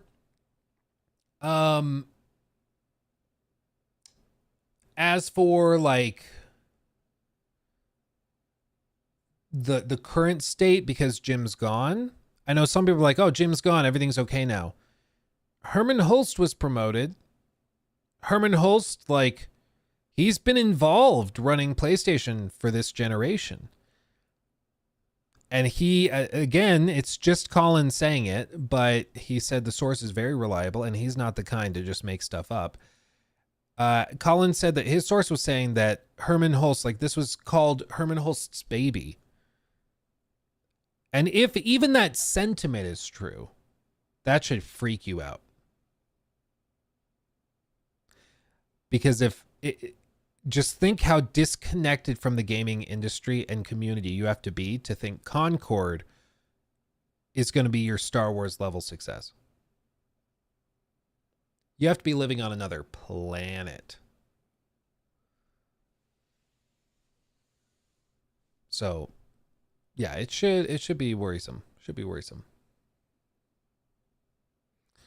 Samaya missed my previous super. Oh no, did I miss others? Hold on. I see one from you, RGG Infinite Wealth. I think we talked about that. Oh yeah, a lot of their games have the same cities. Infinite Wealth literally has an Animal Crossing minigame from old assets, and it's so good. Yeah, I forget what they call that island, but yeah, there's like a whole mini game in that's like a different game entirely. Yeah, it's RGG works smarter, not harder, and I understand that like the games aren't for everybody, but they are very impressive, and they just don't need to reinvent the wheel. They're like, hey, that last game we released a few years back, you guys loved. Well, this is that, but with these other things kind of tacked on, and it's pretty solid. It was pretty cool. Let's see. Did I miss any others real quick now that you've said I missed? I think I read all the others. For anybody else in here, if I missed your super chat, let me know. I didn't mean to miss any. Sometimes it's just things get hectic in here. Also, shout out, dab on the haters. We've got across both platforms like 1,400 people watching, which is crazy. Glad to have you. Let's see. Also, Pookerstein, thank you for the sub with Prime. Thoughts on whether or not live service games die down after recent releases? Many of them have started development before the overwhelming negative opinion of them. Do you think there may be more trepidation going forward? I think there's a lot more caution, sure, but like you say, there's also a lot of games in development right now, and these live service games take forever. And perhaps right now, the thought process is, yeah, reception and the opinion people have towards these games is negative. But like, if you imagine public sentiment towards live service games in like 2015, 16 is like here, and then maybe it drops a little, then the pandemic hits and it takes off a little bit. People are excited to play games with their friends. Then post COVID, it drops. And then we have a couple of huge flops like Suicide Squad and then like Concord. They're right there right now. But maybe their thought is that over the next few years, it's going to dig itself out and it'll end up back in the positive territory where it's not like a total detriment to your game, which is perhaps true. I mean, it's possible that in a year, 2 years, 3 years, the term live service or games as a service is not such a turnoff. When you think forward a few years, maybe it's not that big of a deal, but time will tell. I mean, at this point, it would just be guessing. It's just speculation to assume that or to figure that. But they're not, I think most of these studios that are working on live service stuff, they're not going to can it just because Concord flopped. They're going to try to understand why Concord flopped and, of course, avoid those mistakes. But it's not going to stop live service games from being made. Because, again, if you put out 5 flops and you get 1 live service success, it pays for all the flops and then some. Because live service stuff just makes so much money. It's crazy. It's crazy. But Samaya, as for the other chunk of that, super. Also, have you seen the AC Invictus leak?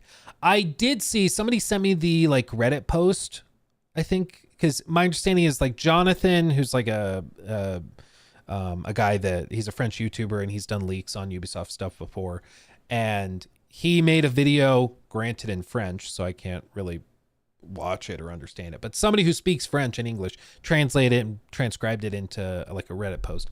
So somebody sent me that, and assuming the translations are accurate, it's kind of hard to figure out exactly what they want to do. I mean, my understanding of Invictus since they announced it was that it's an Assassin's Creed game that's multiplayer. And that's kind of all we were going with, except it was also like, I think Joe Raptor was saying that it's the For Honor team, or at least members of the For Honor team that are working on it. And based on that leak, you know, he was describing it as like round based, and then it's got like a cast of different characters to choose from. And then you choose abilities as you go through levels, or like rounds, kind of like Fall Guys, to see who like the winner is in combat. And I know some people were like, oh, this sucks. For me, I'm just kind of glad it's something, if it's true, I'm glad it's something different. Like, honestly, when I heard last year or the year before that they were doing like an Assassin's Creed multiplayer game, I was like, okay, so just like Skull and Bones, when they cut out the ship stuff from Black Flag and then sold that to everybody as its own thing, I was like, oh, they're just going to cut out like the co-op from Unity or something and then sell that back to us. But if it is something different, I'm not necessarily mad about it, frankly. Like, my understanding is that it's still very early, so it's still probably a long ways off, which is why I would take all of these like leaks and rumors with big old grains of salt or piles of salt, because you just never know what is actually true, or whether it was like just an idea or if it's actually real. But I'd rather have something different and new than just having something stripped out of another Assassin's Creed game and sold back, you know? So I know some people were like freaking out, but to me, it didn't frankly sound bad. And I'm glad that if it's true, it's something different and something new and fresh. Because God knows we don't need more like recycled live service stuff where it's just the same thing you've played 5 times over. Speaking of the same thing you've played 5 times over, should we talk about this? Because we've kind of, booped around. Elijah sent a super chat. Welcome back, Luke. I know you can't say anything, but I predict your trip this past week was to Poland to preview The Witcher 4. Calling it right now. So you think... Let's see. Oh, Crucified Critter says, I'm feeling marathon. Aditya says 101% not that. Oh, man. Oh, man. I won't be able to tell you guys what I was doing this past week for a very long time. If ever. Who knows? But when I can finally tell you, I think it'll be fun. Anyway, yeah, it's super duper secret. Super secretive. Tell you what. Okay, let's talk about this because I've heard some people mention this in super chats. So let's just get into it, okay? Hold on for Jacob. New segment. I am Batman. Oh, I was meeting investors to fund my game idea. Dude, I wish. Can you imagine? They're like, we heard you wanted to do this pirate game. We're going to let you direct it or something. Like, dude, that would never, ever happen. But I would cream if that was true. Good Lord. Oh, yeah, I was brought out to play Concord 2. Yeah, for sure. They're like, we knew it was going to be such a success. We already have the sequel made. It's already good to go, you know? That'd be amazing. Okay, let's do this. Actually, for real now. New segment. Okay. It's happening, fam. We've all been wondering, waiting with bated breath. I still don't really know what that means. What is the term bated breath? What does that even mean? Bated breath? Hold on. I use the term and I don't even know what it means. It's BATED. Why do we say? The phrase refers to people holding their breath in excitement or fear as they wait to see what happens. Oh, it's using a shortened form of abated, which means stopped or reduced. Oh, abated breath is basically what it means. Ah, got it. So anyway, we've been waiting with abated breath to find out what is going to happen with Rocksteady. There's been reporting from like Jason Schreier. He did some articles, one in early June, where he described what was going on inside Rocksteady. Because, of course, after Suicide Squad, morale was low. Let's just say that. And also, executives weren't super happy because Rocksteady's Suicide Squad represented a roughly $200 million loss for them, which... already bad. It's made way worse because investors were coming off of the year prior. The year prior, like basically how a lot of finance stuff works is that investors will just compare last year to this year. So if 2023 was this blue line, gaming revenues started like really low. And then a certain game called Hogwarts Legacy came out and just skyrocketed the numbers. And then, revenue was pretty damn good. And then 2024 hits, okay? And we're coming off of the success of Hogwarts Legacy 2, and we're kind of, okay, the game sold really well, but we have a new release scheduled. We have Suicide Squad. And it falls off the chart.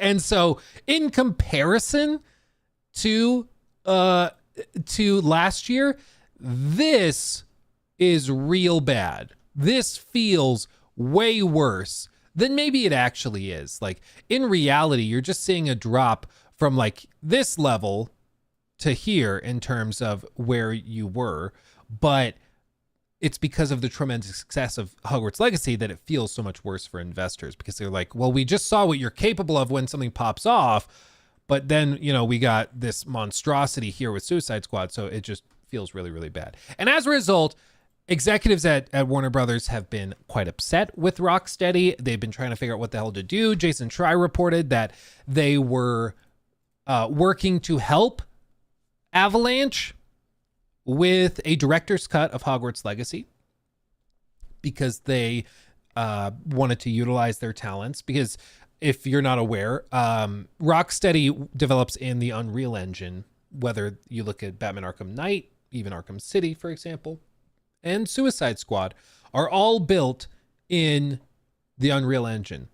And so is Hogwarts Legacy. And so it seems as though they tapped Rocksteady to apply some of their workforce to helping prepare the director's cut re-release, whatever, of Hogwarts Legacy, which will have no doubt graphical enhancements, animation enhancements, stuff like that. And that's how they're going to utilize their talents. And it lines up with what we've seen elsewhere, which is that the team that's still working on Suicide Squad is like an actual skeleton crew. It seems like there's maybe, you could count on one hand the number of people working on it. They had to delay multiple things at the last minute by like a week or two. I think the launch of season 2 was delayed by a week because they found some bug that they couldn't fix in time. It's just been a disaster. And I mean, when you look at it, I'm shocked the number is this high, but it is. So there's still a 24-hour peak of 449. 2/3 of the Concord launch audience. Look at that. Wowza canowza. So not that big of a success. Let's just say that. However, there is reporting, according to leaker and rumor monger. That's funny. Special Nick. He understands that Rocksteady is in fact working on a new Batman game. I will also say this jives with what Jason Schreier reported back in early June, which is that Rocksteady leadership was working on a pitch for another single player game. They hadn't given it at that time that he was reporting, but they were preparing to pitch something to executives that was single player and that was going to kind of return to their roots. Well, actually, let me double check, because now I'm saying that I'm not sure if he said single player or if he was saying a new Batman superhero game. So Suicide Squad, let's check it real time. Fact check in real time. Suicide Squad Bloomberg, June 2024 article. Yeah, here it is. Here it is. And then let me pull up the archived version that is not paywalled. Here. It was at the very end of the article, way towards the bottom. Yeah. Yeah. Okay. So many of the studio's employees are now helping to develop a new director's cut version of Hogwarts Legacy. At the same time, according to people familiar with the matter, the studio leaders are looking to pitch a new single player game, which would return Rocksteady to its roots. So not just a new Batman game, but a new single player specifically game. So what are some of the details? Well, they say on top of that, he thinks Sony is trying to make them pay or make a play for exclusivity in some way. Quote, not sure which studio people's dreams is. Not sure what that means, but I heard Rocksteady are back making it. I'm not sure which studio people's dreams is. I don't know what he means. As for dream developers on the new Batman game. Oh, okay. So I guess saying Rocksteady is going to do it. I also think Sony are trying to money hat it. LOL. No other information about a new Batman game from Rocksteady would entail. The main question is whether it would be similar to the Batman games of the past single player game, or would they go live service route due to parent company Warner Brothers being determined to keep making them. Rocksteady hasn't worked on a true Batman game since 2015's Arkham Knight wrapped up the original trilogy. Since then, they worked on the mixed Arkham VR for PC and PS4 in 2016, and 2023's disappointing Suicide Squad Kill the Justice League. I mean, am I crazy? Wasn't Suicide Squad in February? Is that just a typo? It was supposed to be last year, or am I actually like, has my brain melted? Yeah, January, I guess late January, but yeah, it was this year. Okay, I was like, did it actually break my brain? Like, did I just block out a year of my life because of this game? Like, I just had a little panic attack in that moment. Jesus. It's important to keep in mind that Insider Gaming has yet to independently verify this information, nor has anything been officially confirmed by Warner Brothers Games or Rocksteady themselves. That said, if true, if they are working on a new Batman game, it's still likely years away. from release, which is absolutely true. He said in a response, let's see the actual context. Name your dream game developer for the next Batman game, said the Game Awards. And then he said, not sure which studio people's dream studio would be for this, but I heard Rocksteady are back making it.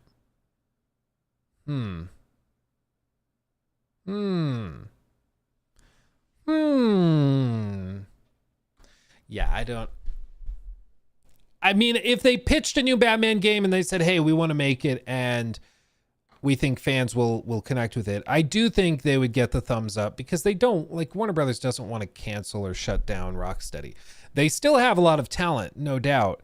It's just the writing for Suicide Squad and the direction for Suicide Squad was terrible, because they never done it before and they didn't know what the hell they were supposed to do. And that's very, very clear. It's the prime example of how you can have a really capable single player studio that tries to make a live service game and fail epically. But my concern is that in the last decade, a lot of people have left the studio and have moved on to do other stuff. And I'm not convinced that they will magically return, or that talent that made Arkham Knight, for example, really solid, or made Arkham City so amazing, I'm not convinced those people are still there. It seems, if anything, a lot of them have left and are not there. So I'm not sure why I would just like, oh yeah, well, they'll figure it out, because it's not the same team anymore. And that's the dangerous thing, you know? You can't assume that after a decade or two, just because a studio back in the day made something you like, that they will necessarily be capable of doing that today.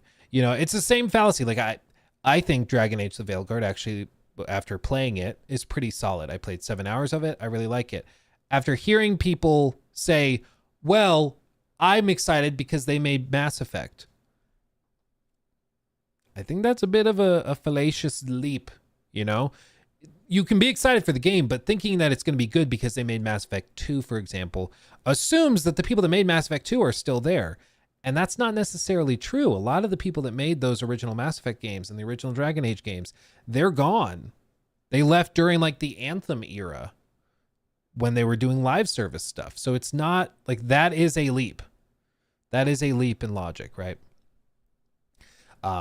You could come to the right conclusion for the wrong reasons, or, you know, the wrong conclusion for wrong reasons. But in this case, I'm not, like, after seeing Suicide Squad, I'm not convinced that this team is capable of putting together the type of game I want anymore. Like, seeing that they thought that the scenes were like, Boomerang is like actually pissing on a dead version of the Flash. And if you think I'm exaggerating that, I'm not. That is in the game. I would say Google it, but I think if you Google that, you might end up on a list or something. But hearing, like, seeing scenes like that play out, and there's many of them, that makes me very, very hesitant to be confident that they're going to magically be capable of doing something great here. So cautiously optimistic, but I would not assume that this is therefore going to be amazing. Plus the treatment of Batman. Yeah. Technically he nearly did it. Yeah, I guess technically. Let's shift to this real quick. Not really a new segment, but just the end of an era. PC Gamer put this together. It's just a reference to a video she posted. If you don't know who this is known as Skyrim Grandma, Shirley Curry. She is 88 years old, and for years she has made vlogs and like gameplay videos. 1.3 million subs. Look at that. Gameplay videos playing Skyrim and stuff like that. And it's just the sweetest, most wholesome content. She's been doing it forever. Morning, grandkids. Well, we have killed Anton Verrain in the kitchens at Markarth. But we now have to go find an orc named Baligog Gronolob. What a name. What a name. So she's been doing these for ages, like for a decade. Does anyone know when she started? I think it's way back in the day. I mean, she's been going forever. And it's very wholesome. Everybody's been like, oh, she's going to be in Elder Scrolls 6. She's got to make it that long, you know, like they got to hurry up and do it. Yeah, this is the whole thing. Maybe while she does that, Bethesda can fulfill her request and hurry up with Elder Scrolls 6. As she said back in 2022, I want to play before I die.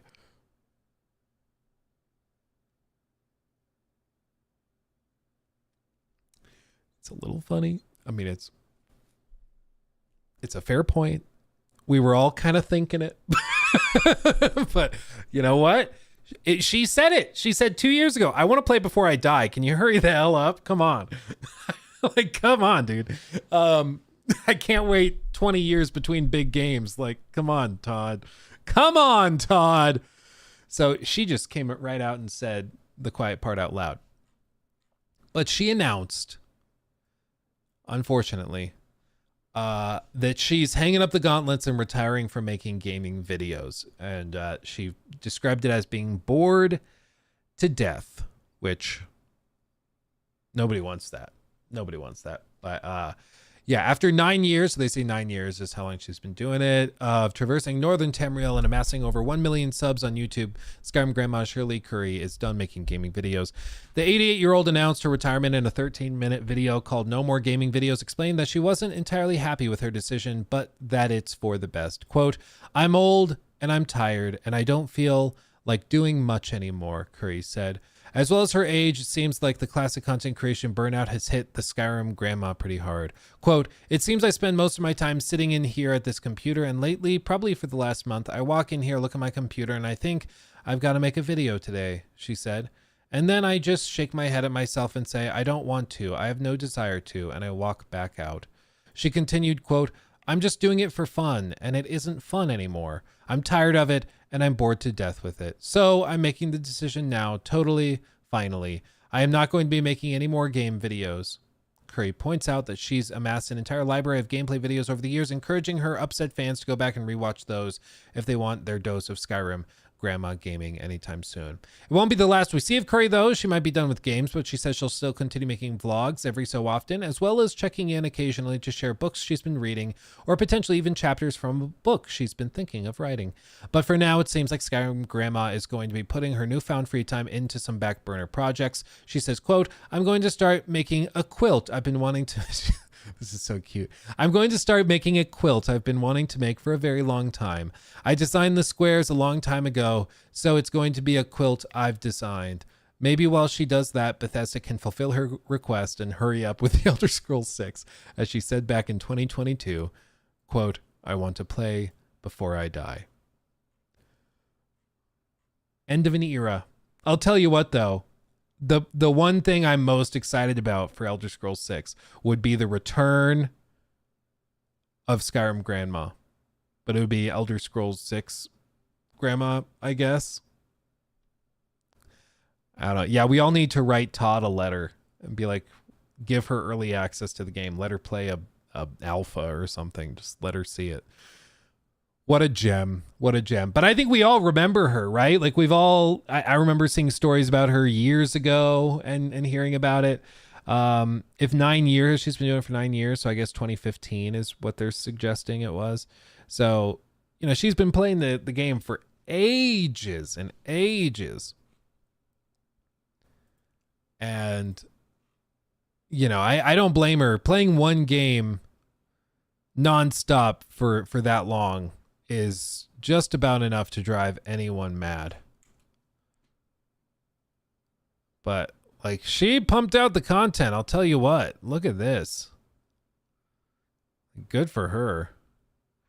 It is not easy to stay motivated even when you're like young and full of energy and stuff. And she's 88 years old pumping out content. Like this is crazy. Checking out her snacks and stuff. Oh man.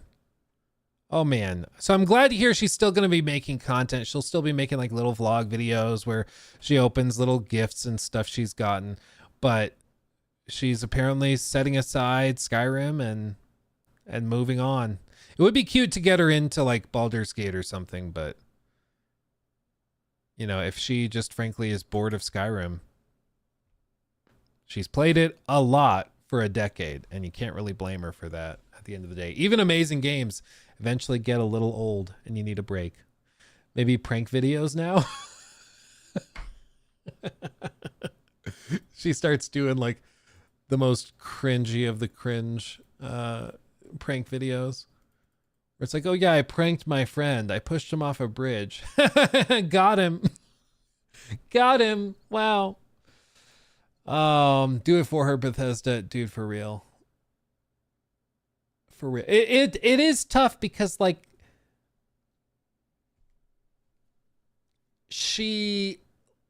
there's plenty of stories like this you hear where like somebody was waiting for ages for the next Fallout game or for Elder Scrolls 6 or Cyberpunk or The Witcher 3 or the new GTA or Red Dead, and you know, and they might have a sickness or an illness and they just don't make it.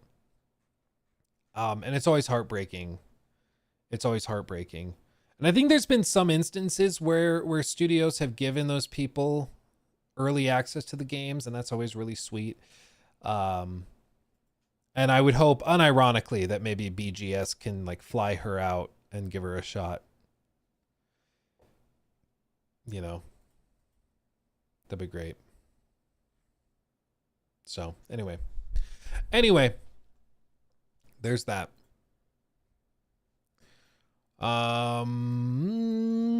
Okay.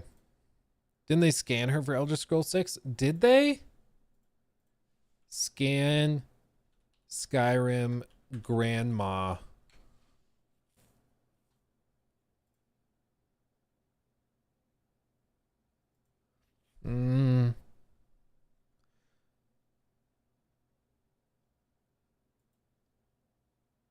I mean, they did say this. Look at this.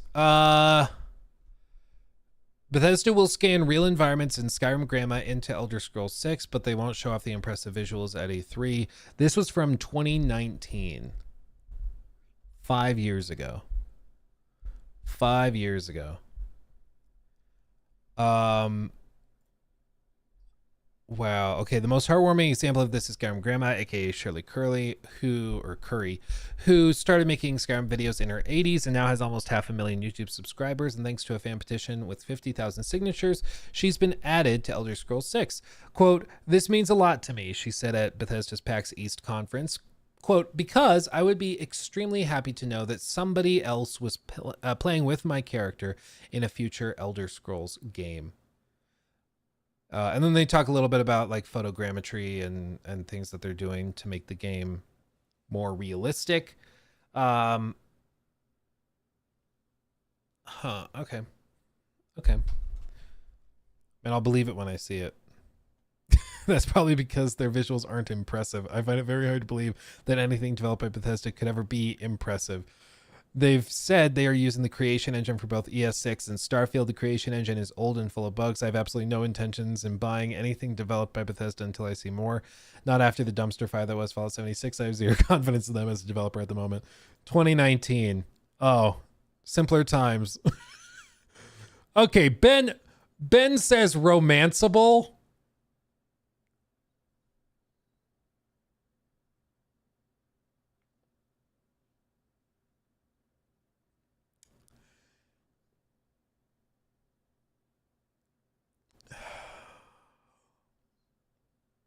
Some questions are best left unasked, I think. I think maybe that's one we just move on from. Ben. Jesus. Okay.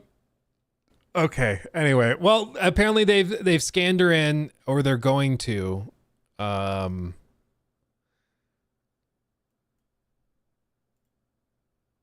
Yeah. I guess we'll see it when we see it. It seems that Bethesda would rather bait us than provide more reassurance at E3 this year. Before anyone asks, please be patient, said Todd Howard. It's not something we're going to be talking about at E3, either of those games this year. Yeah, I mean, Starfield would end up being 3 years, or I guess 4 years after this. And then Elder Scrolls is another, I would guess 5-6 years after that. I don't think we get Elder Scrolls 6 until probably 2028. Maybe 2027. Maybe. But I don't know. I would not expect it sooner than that. But very sweet story of Skyrim grandma, but even she has to hang up the axes and swords at some point, and she has done that. And we can still check in with her every once in a while. She's going to be telling us all about the quilt she's making, but until then, we're just going to have to leave it there. Much respect. Much respect to the queen, the real queen. Okay. Okay.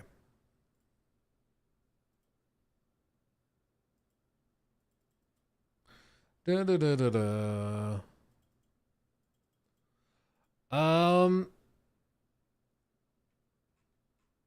Okay, let's do this. Let's talk about this one.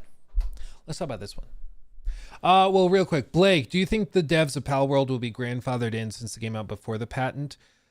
This is the thing. I don't know how it works in Japan.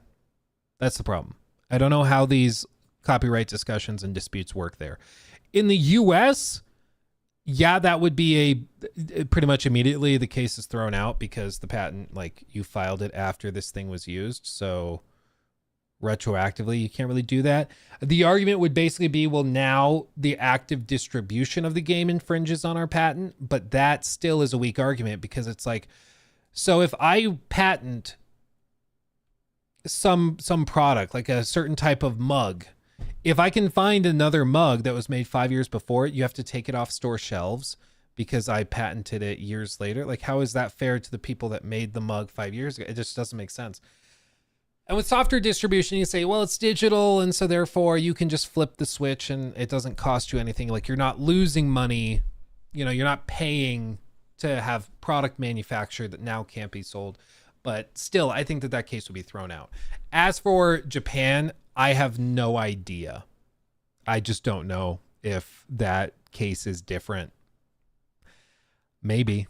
I think if they were to file it, surely by filing it, they think they have a case. But I just, it's well above my pay grade. I'll just be real. Like, it's going to take years for it to sort out. Like, you're not going to hear probably about this lawsuit for another 2-3 years. It's going to take forever and they're going to delay it. And it's going to be just waves and waves of stuff. Typically what Nintendo has done is they've gone after smaller devs or smaller like mod groups and stuff who can't afford to fight them in court. But Palworld made them so much money that they can eat it for a long time. So I think that they're going to go through the motions. Yeah. Yeah. It's just stupid. I mean, basically what Nintendo has done for years is something known as a slap suit. It's actually something that a lot of like celebrities get in trouble for doing. Like, I remember back in 2016 there was a lot of debate because Trump used to like openly talk about how he filed slap suits against people, and he was like pretty proud of it. And what they are strategic lawsuits against public participation. And basically all it is they are lawsuits intended to censor, intimidate, or silence critics by burdening them with the cost of a legal defense until they abandon their criticism or opposition. So in a typical slap suit, the plaintiff does not normally expect to win the lawsuit. The plaintiff's goals are accomplished if the defendant succumbs to fear, intimidation, mounting legal costs, or simple exhaustion and abandons the criticism. In some cases, repeated frivolous litigation against the defendant may raise the cost of directors and officers' liability insurance for that party, interfering with an organization's ability to operate. A slap may also intimidate others from participating in the debate. A slap is often preceded by a legal threat. Slaps bring about freedom of speech concerns due to their chilling effects and are often difficult to filter out because they penalize the plaintiff's attempt to obfuscate their intent to censor, intimidate, or silence their critics. Like, there are in some jurisdictions laws against it, but basically the idea is that, like, if Nintendo doesn't like what you're doing, like you're modding stuff with stuff that looks very much like Pokemon, they can file a lawsuit, and they file the lawsuit against you as just a guy, And they're Nintendo. They can afford to have their lawyers do this stuff. You can't. For them, $50,000 in legal fees is not really a big deal. For you, like, if anything, it's a business expense write-off, you know? For them, it's like, it's not that big of a deal. For you, that could ruin your life. That could ruin your freaking life to have that one lawsuit filed against you. So what are you going to do? Are you going to fight them, potentially ruin your financial position for the rest of your life? Or are you just going to unlist the mod? You probably just unlist the mod, right? And then, who'da thunk it? The lawsuit is withdrawn. This happened all the time. Back in the 80s and 90s, there were celebrities who like would file lawsuits against reporters that wrote for tabloids. I might be wrong on the specifics, but I think there was one with it was the whole joke was like, you know, Trump with the hands, you know, believe me, there's no problem. Look at these hands. Have you seen these hands? There was a guy that would write articles about Trump having small hands and suggest that therefore he had a small package. And so there were like lawsuits filed, which were basically slaps. The goal was to just financially exhaust the reporter so that he would stop reporting on small hands. And again, there's a lot of jurisdictions that have taken lawsuits and can punish you for this type of thing. But it could be a lawsuit that he doesn't like, he's not going to win. It's just filled with all sorts of crap, but it's meant to slow it up and like clog up your finances so that you shut up instead of doing it. Another example would be Scientology. Scientology. I wonder if this is on their official Wikipedia. Disputes over legal status. Yeah, tax status of Scientology in the US. Basically, the problem was the IRS wanted to tax them as a business. And so what they did, like L. Ron Hubbard went and hid off in on a ship. I forget what the name of it was, but there was a ship that he sailed around and he stayed in international waters to try and avoid paying taxes and stuff. But eventually he passed away, and the successor to L. Ron Hubbard, David Miscavige, he was trying desperately to get them official tax exempt status. He wanted to have them officially deemed a religion so that they could avoid paying the billions of taxes that they owed. So what did they do? What did they do? Well, they started filing hundreds of slaps of these lawsuits. They knew they would not win in court, but they were filing hundreds and hundreds and hundreds of these in an attempt to clog up the court system of the IRS with so many lawsuits that they would have to spend their entire budget, because the IRS has a budget, and they were just filing so many of these that the IRS could not manage their obligations in court. They couldn't do it. So they just started filing tons of these. Where is this? Yeah, they mounted political campaigns. They would send letters. They would do all sorts of stuff. The church used IRS documents to argue that it had been unfairly targeted and made such use of one memorandum from the 1970s documenting a meeting of IRS officials, which Rathbun has dubbed the Final Solution Conference. Jesus Christ. At which the IRS considered the possibility of changing the definition of religion to exclude Scientology.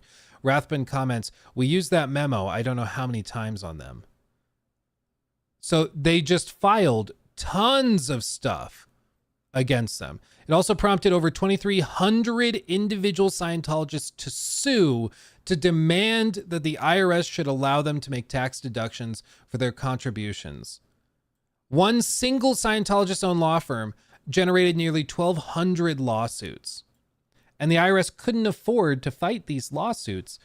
So they went to the executives of the Church of Scientology and were like, what do we need to do to get these lawsuits to go away? They're like, hey, if we were exempt, there'd be no reason for them. So they made them exempt. They granted them religious status so they don't have to pay taxes. And what do you know? All of those lawsuits were withdrawn.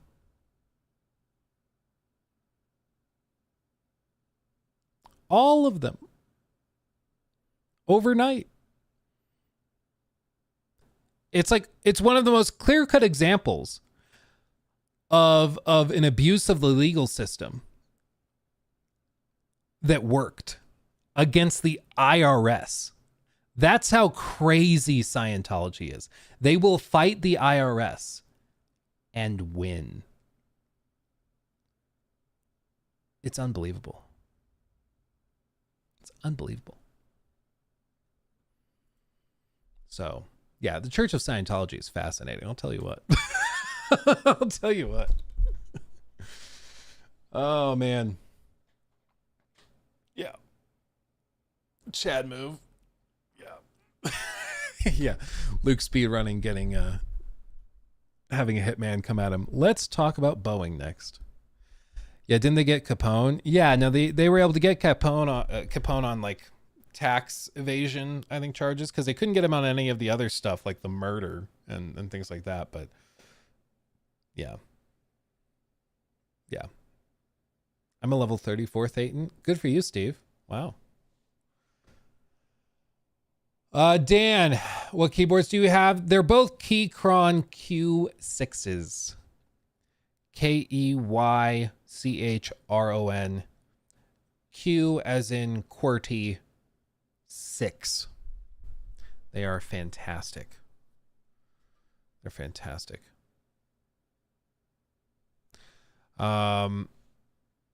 So when do we get Luke to become a religion so he can dodge taxes? I think it's the old saying from L. Ron Hubbard. He said, the only way to make real money in this world is to found a religion. It's just, I guess it worked. He did it. It happened after he died, but he did eventually get it. Why two keyboards? One's for the streaming PC and the other is for the gaming PC. Yeah.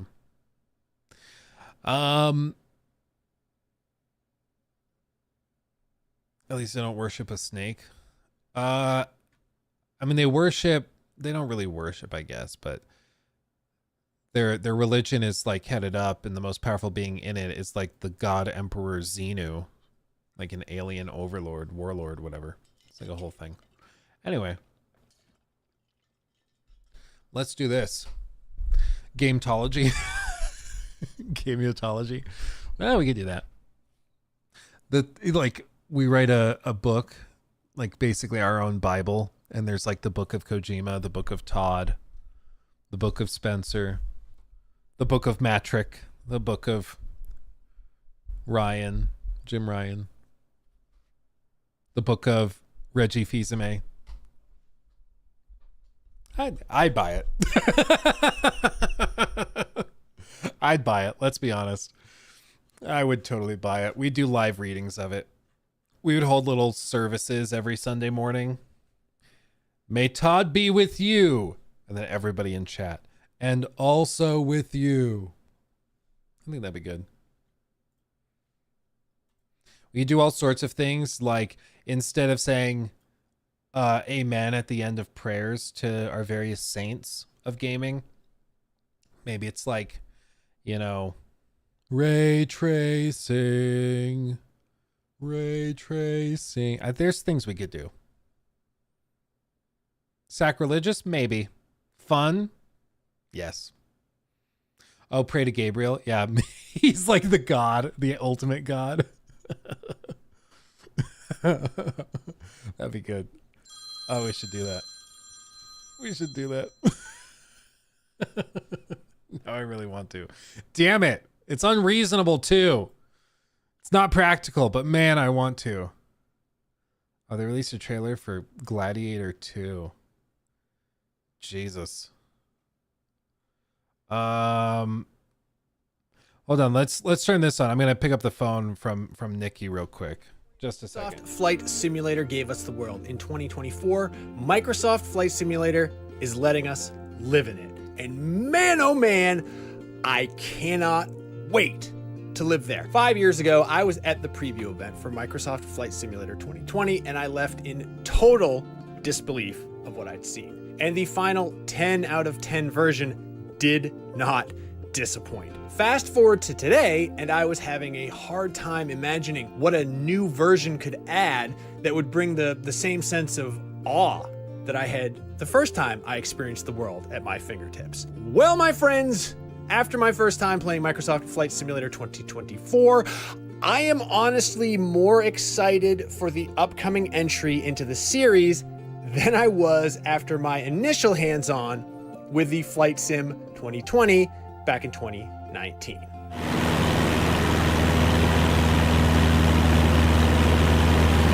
I'm sure you will get your PPL in no time. So career mode is easily the biggest addition to Microsoft Flight Simulator 2024, and Asobo, the team behind Microsoft Flight Simulator, will tell you it's the defining feature of the upcoming sim. I kind of think they're selling themselves a little bit short, but it is absolutely the biggest new addition to the Flight Simulator formula. First and foremost, it's much more open than I had anticipated. There's no pinned coordinate on the map to start your journey. You build your avatar and start at any airport in the entire world. You meet your mentor and take off on a familiarization flight, and from there you progress from a rank amateur, like me, to an aviation mogul, if that's what you feel like. The interface in career mode is familiar to anyone who's been gaming for any period of time. It looks kind of like the traditional skill tree you might find in a Spider-Man game, for example, but it tracks your aviation certifications. Eventually, you can earn enough money through career mode to start your own aviation business, if you like. If you'd rather gamify the sim experience without pouring yourself into career mode, there's a new ranked challenge league. Challenges aren't new to Flight Sim, but the competitiveness has been taken up with rankings and a constantly rotating assortment of new challenges each week. I tried the FA-18 Hornet race through the Grand Canyon during my hands-on with Microsoft Flight Simulator 2024, and what I really loved about it was how the flight model in challenge mode remains the same as it is in the rest of the sim. So, in other words, it's not an arcadey sim-like. You have to complete the challenges given all the aerodynamics, handling, and physics found in the greater sim. Everything is true to life. It was a lot of fun, and damn it if I can't wait to race in the final game with my Thrustmaster flight stick and throttle.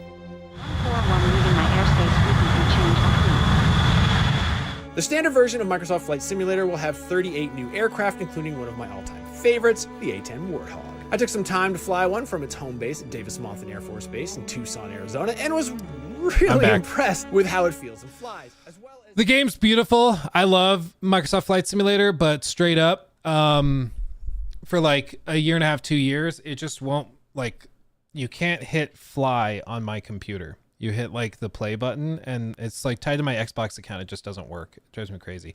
The xCloud version works, but playing it natively doesn't for whatever reason. Anyway, she took the kids to one, like she took Lockie to grandma, and then she took little Ori to a little like doctor's appointment we had scheduled. And so she was calling to let me know kind of what's going on with all that. Apologies for the delay. Yeah, it's that call was actually Scientology calling to to shut me down. That's the whole thing. Yeah, that's the whole thing. The Microsoft Flight Simulator is probably single-handedly the most impressive game on the market. It's insane. Like, it's literally the Earth just available to you. It's actually ridiculous, but like, it's one of those things where like, does it actually like, is it even a game? You know, like Microsoft Flight Simulator is more than a game. It's bigger than that, you know? It's on another level. It's in another stratosphere, yeah. It's very interesting. Very interesting. Speaking of very interesting, we should talk about this.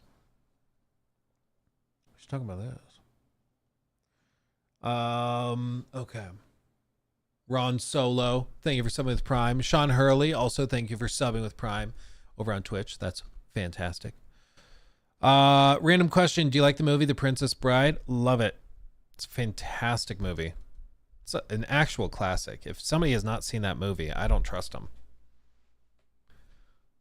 Never go up against a Sicilian when death is on the line. For real, dude. My name is Inigo Montoya. You killed my father. Prepare to die. So good. Classic. Classic. Man. It's inconceivable. Yeah, exactly. You keep using that word. I do not think you know what that word means. Okay, let's talk about this. New segment.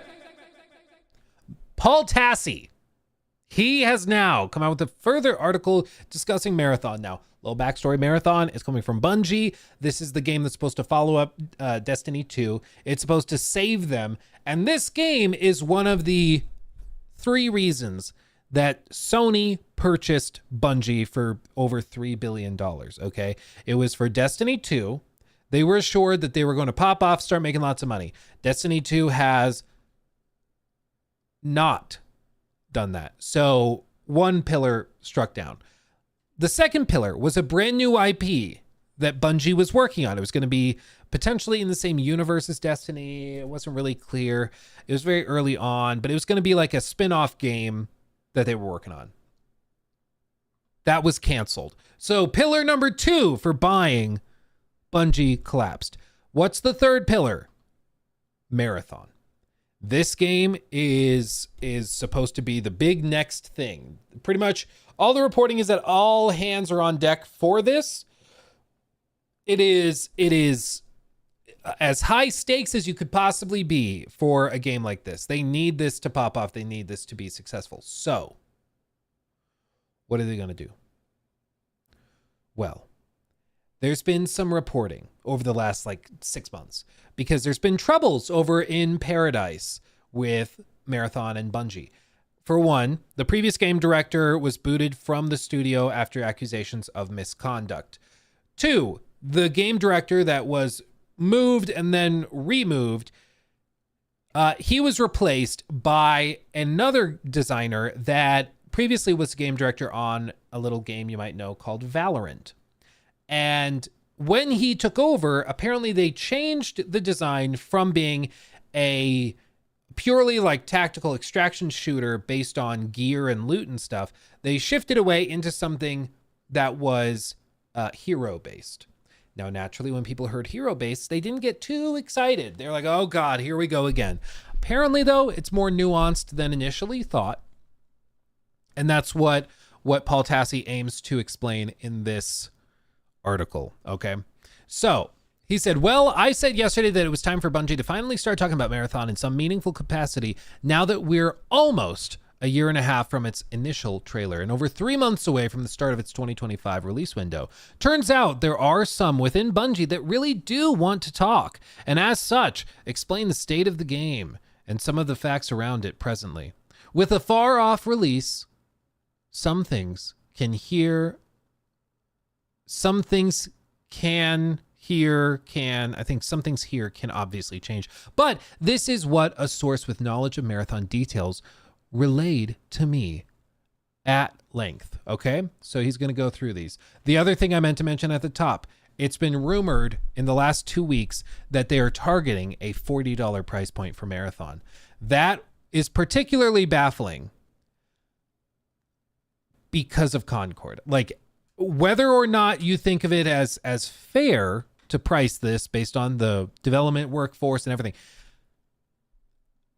$40 multiplayer only live service stuff in 2024 at this point in time is, let's just say it is I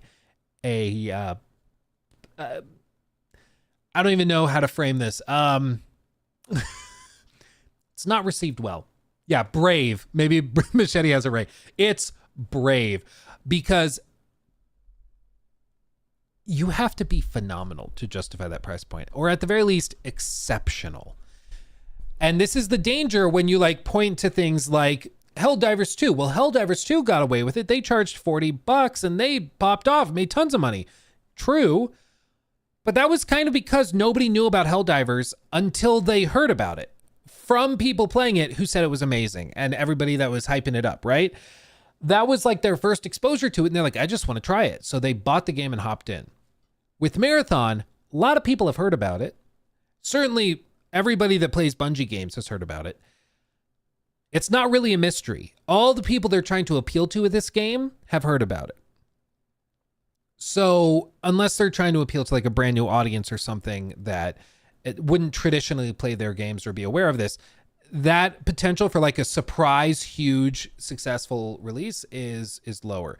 If the game ends up being a masterpiece, 10 out of 10, IGN with plenty of water, or was it too much water or not enough water? I don't remember which it is, but if the amount of water is just right, maybe they can pull it off. But he confirms the recently reported $40 price point is real.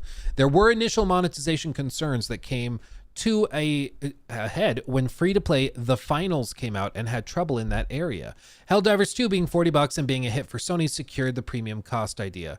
Concord's recent failure at $40 did not change this, and it is simply too far along to pivot back to free-to-play restructuring anyway. So it will launch like this, barring anything seismic. Marathon will have standard cosmetic shop / battle pass stuff in addition to the lead-in price. Okay. My stance on this, I don't think being a premium product necessarily means your game fails. I don't think so. You can be successful with a premium price, but you need to bring a premium quality product and it needs to be unique enough that you can't really get it anywhere else. And even then, public perception has to be very, very positive, okay? So there's a lot of like conditions to this. Not impossible, but it makes, in my view, I think it makes it a lot harder to find success. But again, if this is releasing next year or 2 years from now, maybe the market will change and it won't be that big of a deal. It may just be that right now this feels particularly bad. But again, time will tell, I suppose. But they continue. No significant reveals by Bungie showcasing Marathon until the spring of 2025. There may be a shorter video from Joe Ziegler this year to introduce himself and clear a few things up about the game that have been circulated through leaks and rumors, such as the hero shooter stuff. Internally, many in the team are very, very eager to get more in front of players and be able to talk about it. I do think that this is a good idea. I think that live service stuff needs to be more transparent, frankly. I think the way you market a big budget AAA narrative game is different and should be different from how you market like a live service thing that's like massive and amorphous and is a blend of 15 different things. I think you should frame those differently. Whether or not like an extended marketing cycle is the way to go, I don't know. It almost feels like a lot of live service games nowadays need to spend years building up to find like market success. Because even like, I remember when Hunt Showdown launched, I remember that was not like super amazingly well received. A lot of people were like, not really that impressed. But maybe with that game, as it did, it just spent years building up, and then it became tremendously popular. And maybe this is something that also has to happen here. To be honest, Hunt was early access. Was it official early access or was it just not very good at launch? Like, was it early access or early access? Same with Tarkov. Yeah. Well, that's the thing with a lot of these live service games. I think that you have to have the big roadmap. You have to have, a decently unique game, and you have to be willing to eat a lot of expense for years before it builds up and eventually gets there. And then you can find success. But you look at some of the biggest live service games right now, they did not launch recently. Most of the biggest live service games have been out for years and years and years, and they've just steadily refined. Whether you look at like Rainbow Six, Fortnite, Hunt, as an extraction shooter, Tarkov, Call of Duty's weird because it's like the same but different every year. So I guess maybe you say Warzone, Warframe, Fallout 76, yeah, Naraka Blade Point. All these live service games are very, very, like, compared to what you would expect, they're old and they've taken a long time to build up. So if they're willing to eat that cost and build it up slowly, they might find success. But the point is, I think you got to handle it differently. So I understand why they're eager to talk about it. The closest point of comparison for Marathon's class/hero system is Apex Legends, but with more customization. Okay.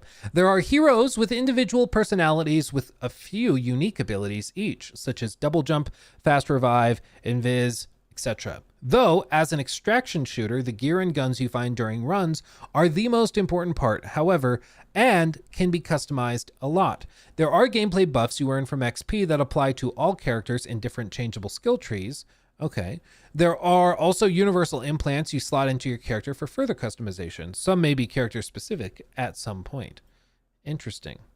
Now, I think when people heard hero, like the shift to heroes, the inevitable like knee-jerk reaction is like, oh god, they're just doing this so they can charge like $20 a hero and then launch a new hero once a month, and that's just what we're doing.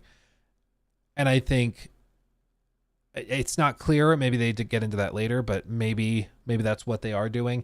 I think the way Overwatch 2 has handled it recently is really nice because they just give everybody heroes at the outset and just don't stress about it. Maybe that's the better way to do it. I don't know. But I guess we'll see.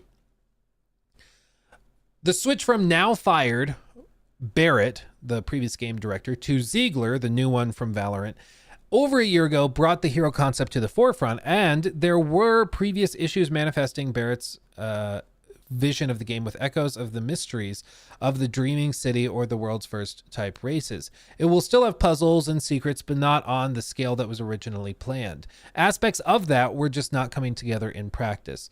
Despite Barrett's departure, the art direction and aesthetic seen in the first trailer are still intact, and they've actually leaned even more heavily into them given the positive reception. Okay. I mean, that's good. They see the audience likes one thing, they do more of it. That's all you can really ask for. Marathon is in a tough spot, though, with the stated 2025 release window. Sony very much needs/wants them to hit that, and if it doesn't, that will be bad. Bungie is not exactly overflowing with goodwill on Sony's end at this point, given everything that's happened. That said, Bungie is getting Marathon out in 2025 with enough content, or Bungie getting Marathon out in 2025 with enough content and high enough quality bar will also be tough. Again, we're not even getting a truly major showcase of the game until next spring. I mean, this is the struggle with all of these games right now. And we posted a TikTok. If you don't follow me on TikTok, just pull me up, look up Luke Stevens TV. That's it. No underscores, no periods, nothing. Just Luke Stevens TV on TikTok. Follow me because my editor Trevor does great work over there, and he cuts all sorts of clips from these streams into a nice limited format there if you're interested. But we did a TikTok just a few days ago talking about GTA 6 Online and GTA 6 in general, and I was surprised at how many people don't seem to realize how big GTA 6 will be. If you think of 2026, or rather 2025, as this time period, okay? Any live service game, as we've said, takes time to build up. And if we just say that GTA 6 is going to launch like here, okay? We'll say it launches here. This is GTA. And then we'll say that the single player launched back here because they're going to launch the multiplayer like a month-ish after. So this is online, and then this is just GTA, okay? So we'll say the red is where the online mode launches. When that launches, let's be perfectly honest, everybody and their mother is going to be playing it. The GTA roleplay servers will be crazy. Every streamer is going to be playing it. It's going to be breaking records in terms of concurrent viewership on Twitch. It's going to be insane. It's going to be insane. So when you see any of these live service games slated for next year, they all are kind of waiting cautiously to see how they have to handle this. Because if, say, Marathon launches here, I guess it should be green, right? Because it's like, that's part of the aesthetic. If Marathon launches here, They need to have a really solid first 6 months or so to build the player base up. But the danger is that when GTA Online drops, those dedicated creators will still keep covering it. But a lot of people who are more casual gamers and are more generalist content creators that just like following online stuff, they're going to pull away and try GTA Online. And it might recover as time goes by, but it might also not, because the second GTA Online launches, it's going to be like this and then start trailing down.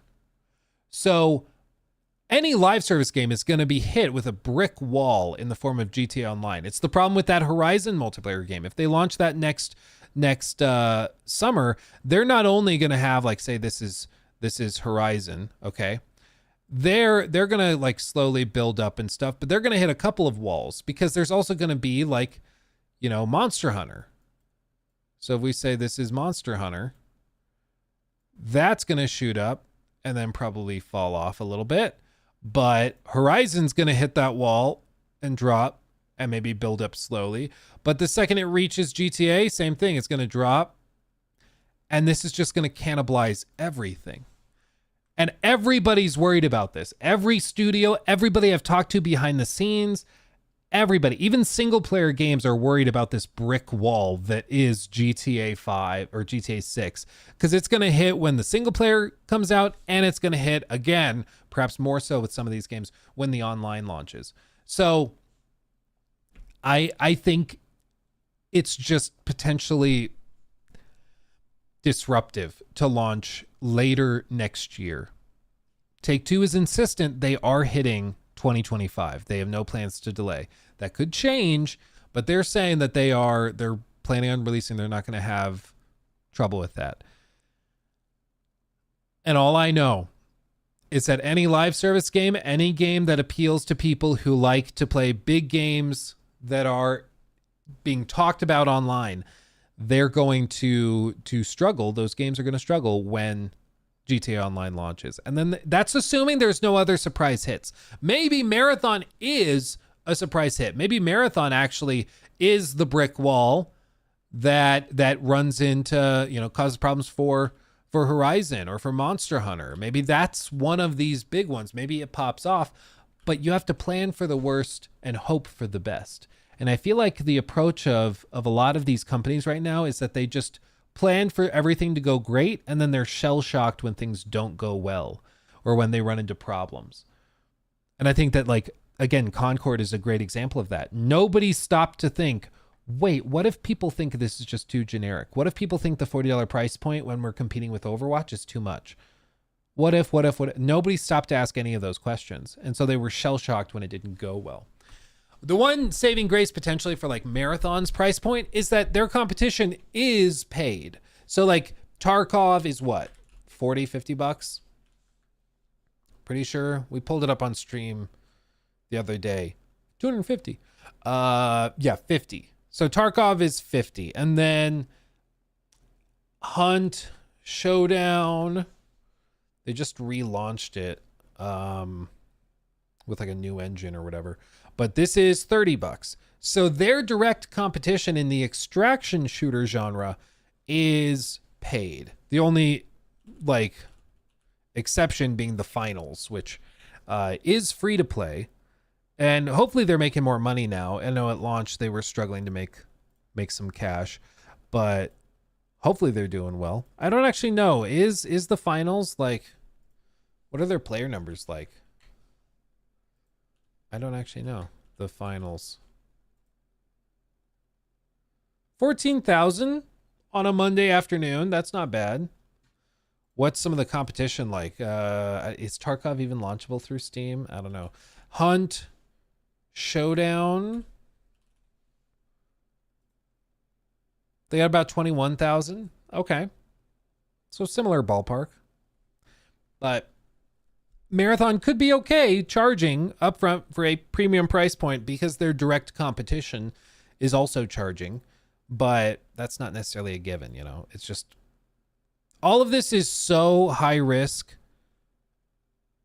high reward. It's like very stressful, and I'm sure it's stressful for them as well. Like Nobody knows really what they're gonna get out of it, you know.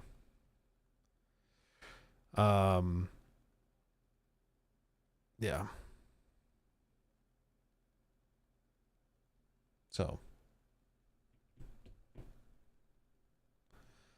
Tarkov has their own launcher. That's what I thought. Yeah. Is Space Marine 2 doing well? Let's see. I'm sure it is. Space Marine 2.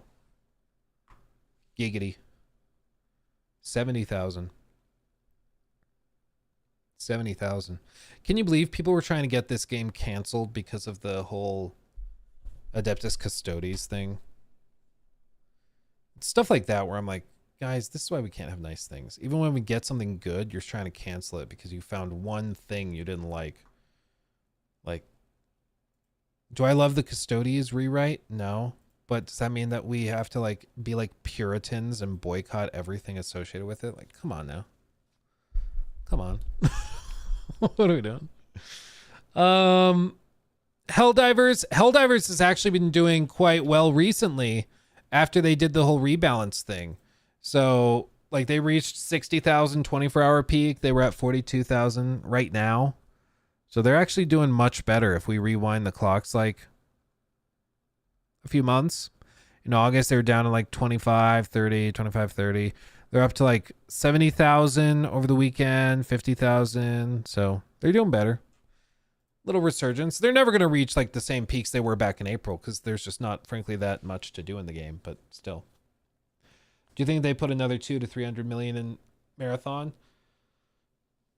I mean, they basically have an entire allegedly multi-billion-dollar corporation that all they're doing is making Marathon for years. So Marathon will be an extremely expensive game when it launches in terms of how much they've put into it, but it's pretty wild. Pretty wild. Mm-hmm.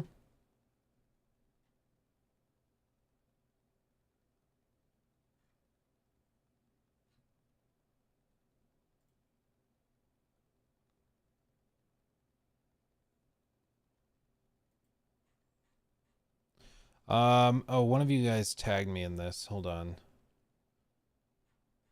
Shout out to Ronan.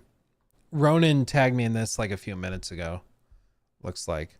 But basically it's a reference to this Pio tweet where he took a screen cap of the credits of Red Dead 2 and then looked at the credits for Concord, and the credits for Concord are an hour and 12 minutes long versus the credits for Red Dead 2 being 36 minutes.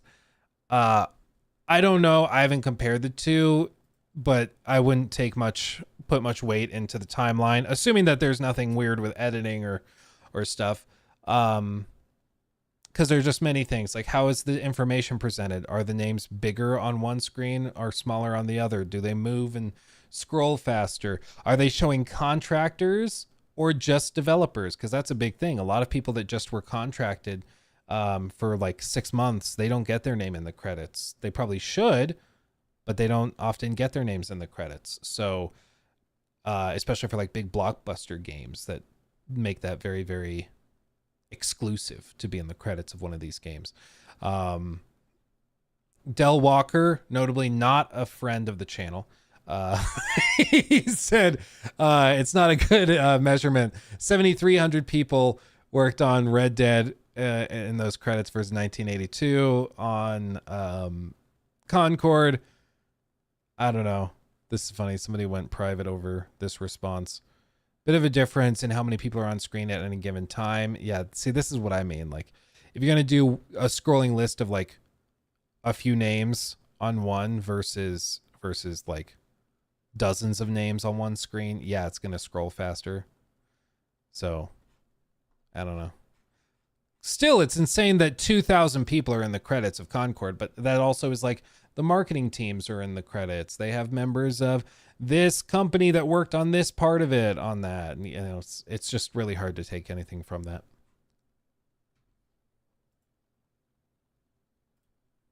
So, anyway. Yeah, anybody wondering about the not a friend? Yeah, it was funny because he got upset on Twitter, X, whatever, because in like a stream clip or in a video or even maybe a few videos, I think I referred to him as friend of the channel because I like talked to him in some replies of tweets. I just threw out the term. I wasn't thinking about it. I was like, yeah, friend of the channel. I don't hate the guy. Like he's a friend.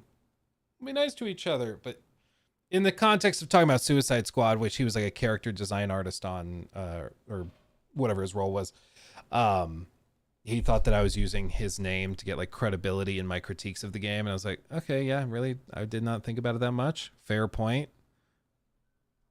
Not a friend. Got it.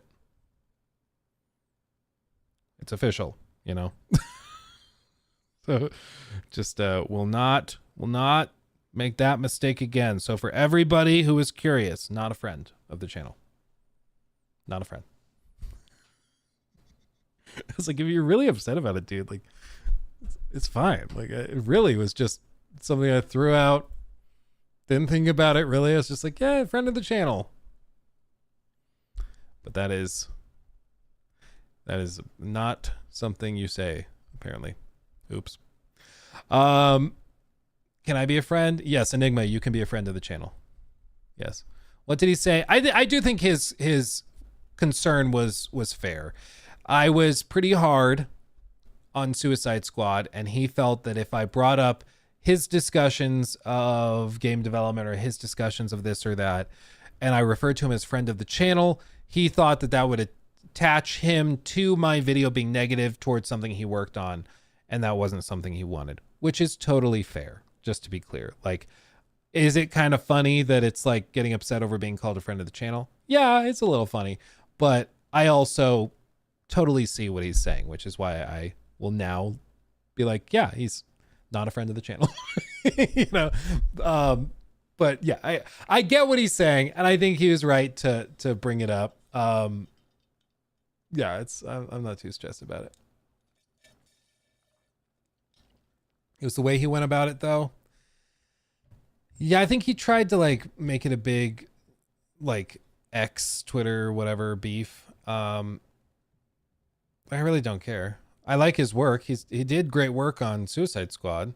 It was everything else about Suicide Squad that was crap. I understand, like, if you work on something for a long time, you want to take care of it, you want to defend it. I would just encourage all of those people that work on something and want to defend it, just try to make sure you're defending better games. You know, makes it a lot easier to defend without being teased. Okay. Should we talk about this? Enigma, I bet he feels jealous now considering I took his spot. Yeah, dude, for real. Oh man. Oh man. Let's see. Dan Val, thank you for subbing over on Twitch. Appreciate you there. Thank you for that. Much appreciated. Luke, I know you do consulting on games. How did you get into it? Or how would somebody get into it?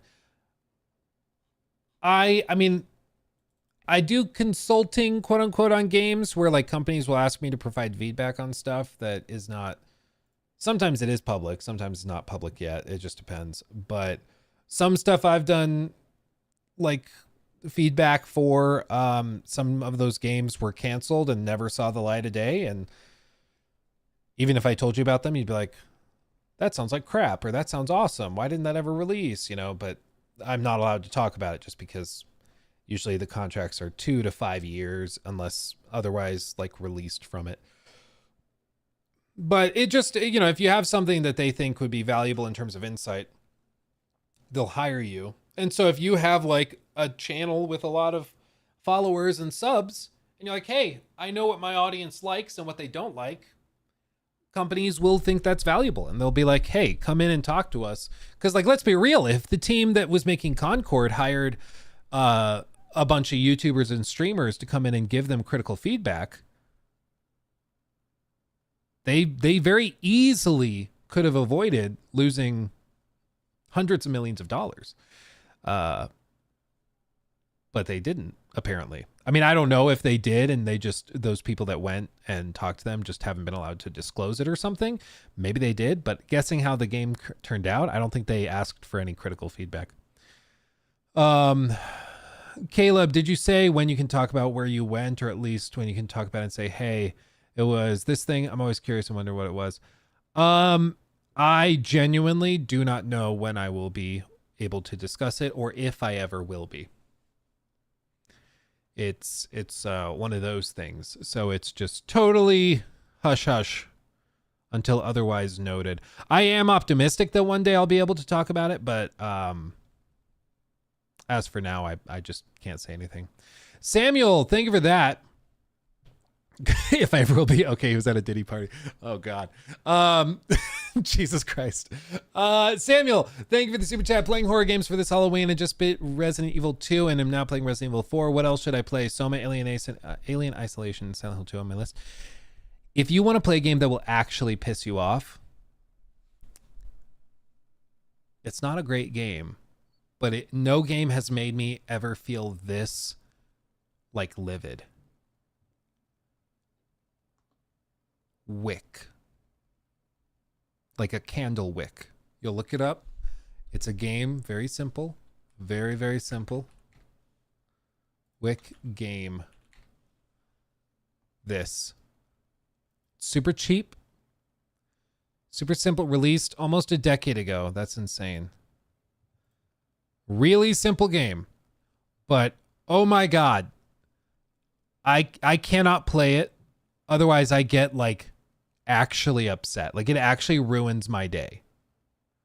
It actually ruins my day because like they listen to a lot of the feedback from various other horror games, and it's like a lot of people play horror games and they just take the headphones off or they turn the sound off. So they made like the sound being the mechanic. And like you have to pay super careful attention to everything to survive the night. And man, it's not for the faint of heart, but good God Almighty. Yeah, it's good. Jump scare made me fart and cause a hole in my chair. No one is reading this comment, so I'm just going to say that I'm gay. Very good little horror game. This is a good game. Classic indie horror, the kind that you want to put in the scrapbook and look fondly after playing. Yeah. Don't think run. Yeah, dude, for real.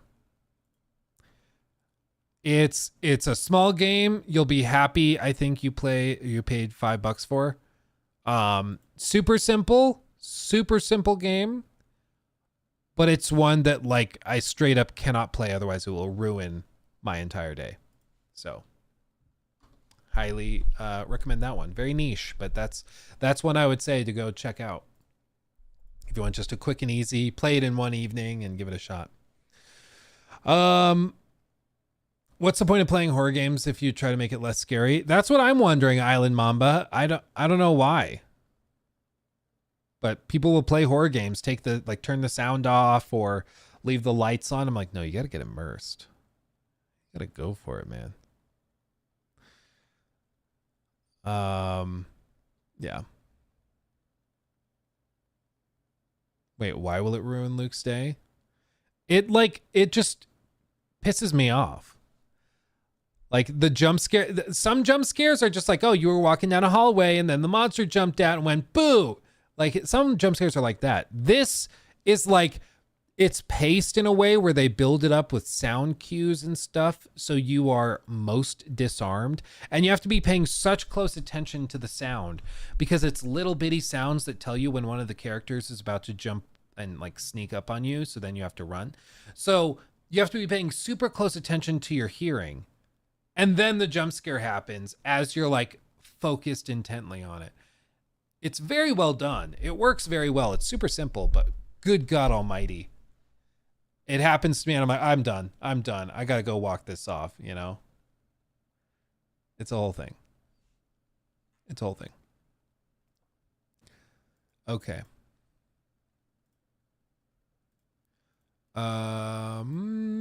What should we do? Maybe one more little segment.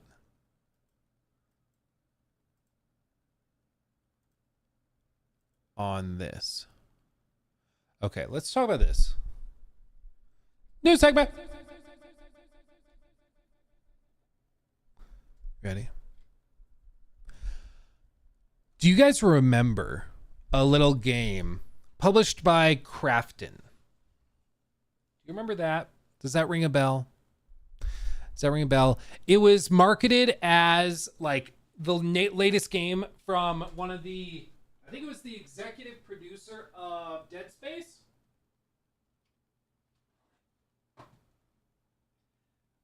I've been using the collector's statue to hold up my second play button. Humble brag. But it's this. It's this. You remember this game? The Callisto Protocol. Yes. Quite. Callisto Protocol was a weird one because it got super hyped up.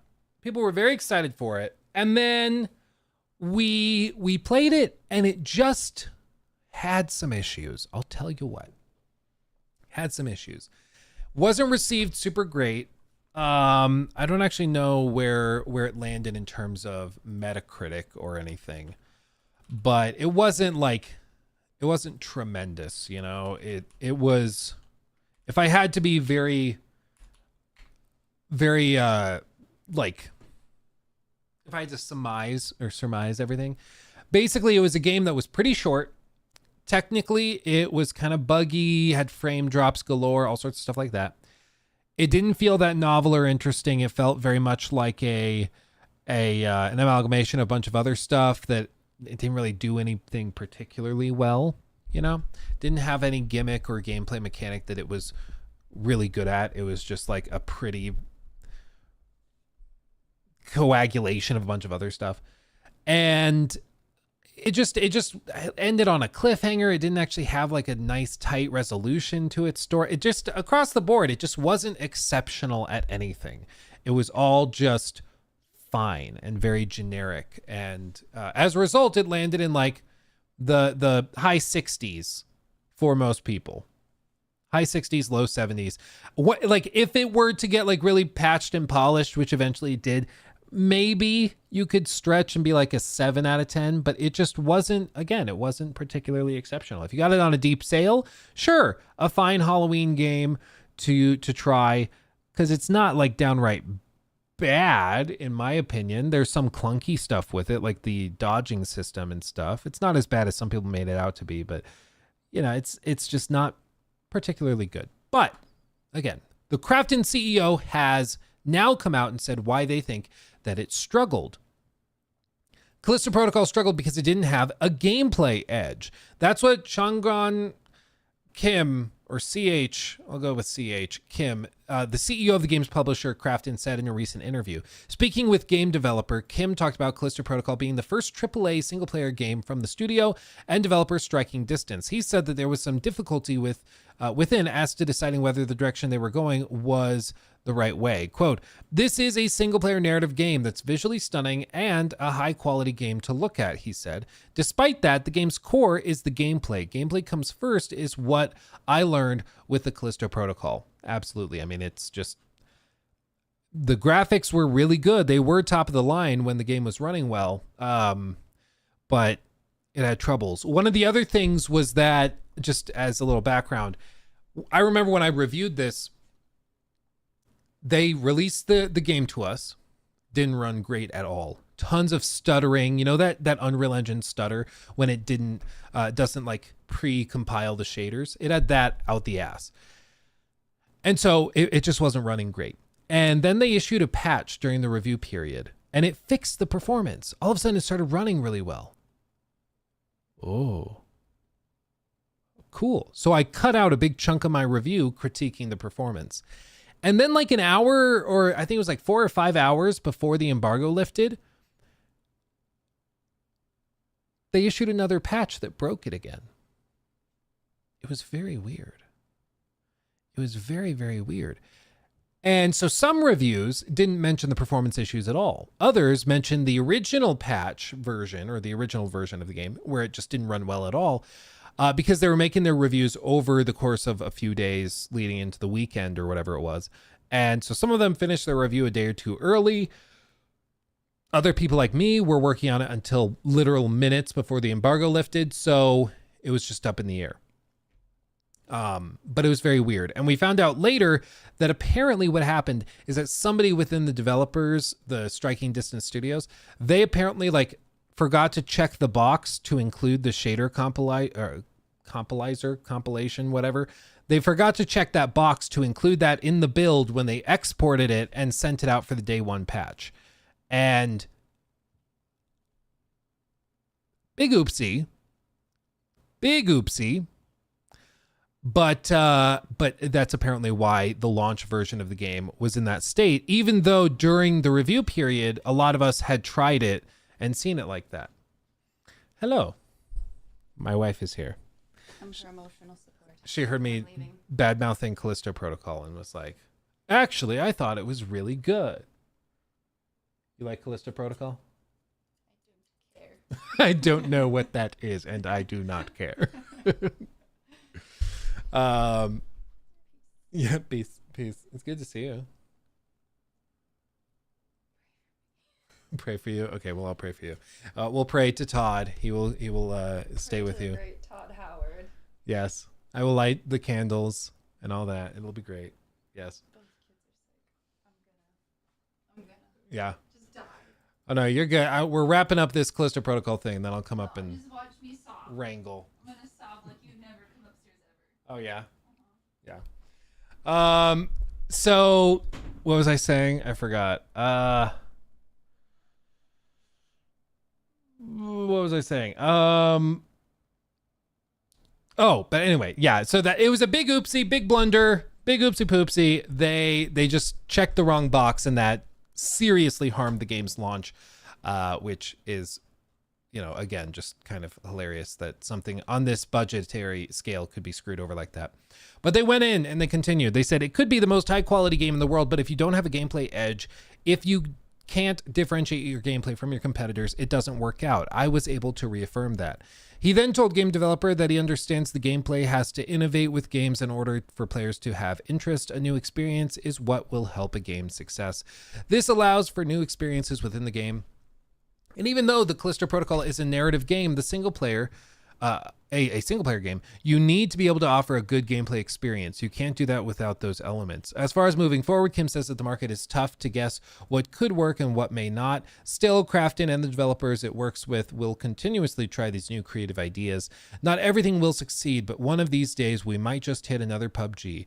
This is a very bottom-up approach, I would say, and it's not what a lot of other big companies are attempting right now. Blah, blah, blah. The response to the tweet, there's some valid points in here. I'll keep it simple. We expected a next-gen Dead Space with insane gameplay variety. Instead, we got pretty graphics and a 2010 mobile game and almost no enemy variety. Bland and cheap. Yeah. TLDR, Dead Space Remake exists. Yeah. Melee Damage said gameplay felt extremely bland in a way that I just can't seem to put my finger on. Level design was far too restrictive and made the game feel somewhat dated as a result. Yeah, I think that's fair. Melee combat, blah, blah, blah. I mean, no free upgrade to current gen. Yeah. There's just many things that didn't really click with it, even though it had potential. But you remember, those of you who were here, compared to PUBG, I think it's because didn't Krafton publish it? I think. Yeah. So Krafton, they were the guys behind PUBG. That's why he referred to it. He was like, yeah, maybe one day we'll get another one. You know, that's what he was referring to.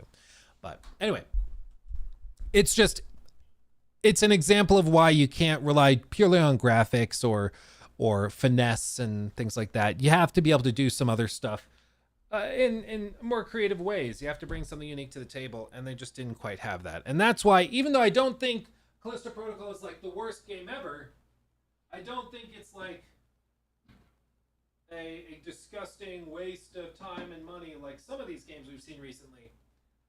It still just was not acceptable or exceptional rather. And that's why instead of having a spot on the bookshelf to stand and be showcased, it instead holds up my Luke Stevens Live YouTube play button. Because I'd rather have the play button displayed clearly than this game that people might not recognize. So there you go. Anyway, as my wife alluded to by coming down here and saying hi to everybody, I'm going to call it there, and we're gonna wrap up real quick. Bender the Offender, thank you for the 5. I've been meaning to upgrade my desk. Any recommendations? My recommendation is to literally just Google IKEA desk Reddit. It's IKEA PC stations, I think is the subreddit. But there's an entire subreddit dedicated to it where people basically build these desks out of these tabletops. This isn't exactly what I'm looking for, but it's basically these. It's these battle stations, I guess, is another one. But all they do is they go and they buy the countertop from IKEA, and then these tables. These drawers. This is what I have in my studio. This is an IKEA island countertop, and then I have these same drawers underneath it. Works great. It's like half the size of a normal desk of this size, or half the price of a normal desk this size. Looks great. I get way more compliments on this than I ever got for an official desk that I bought. So that's what I would recommend.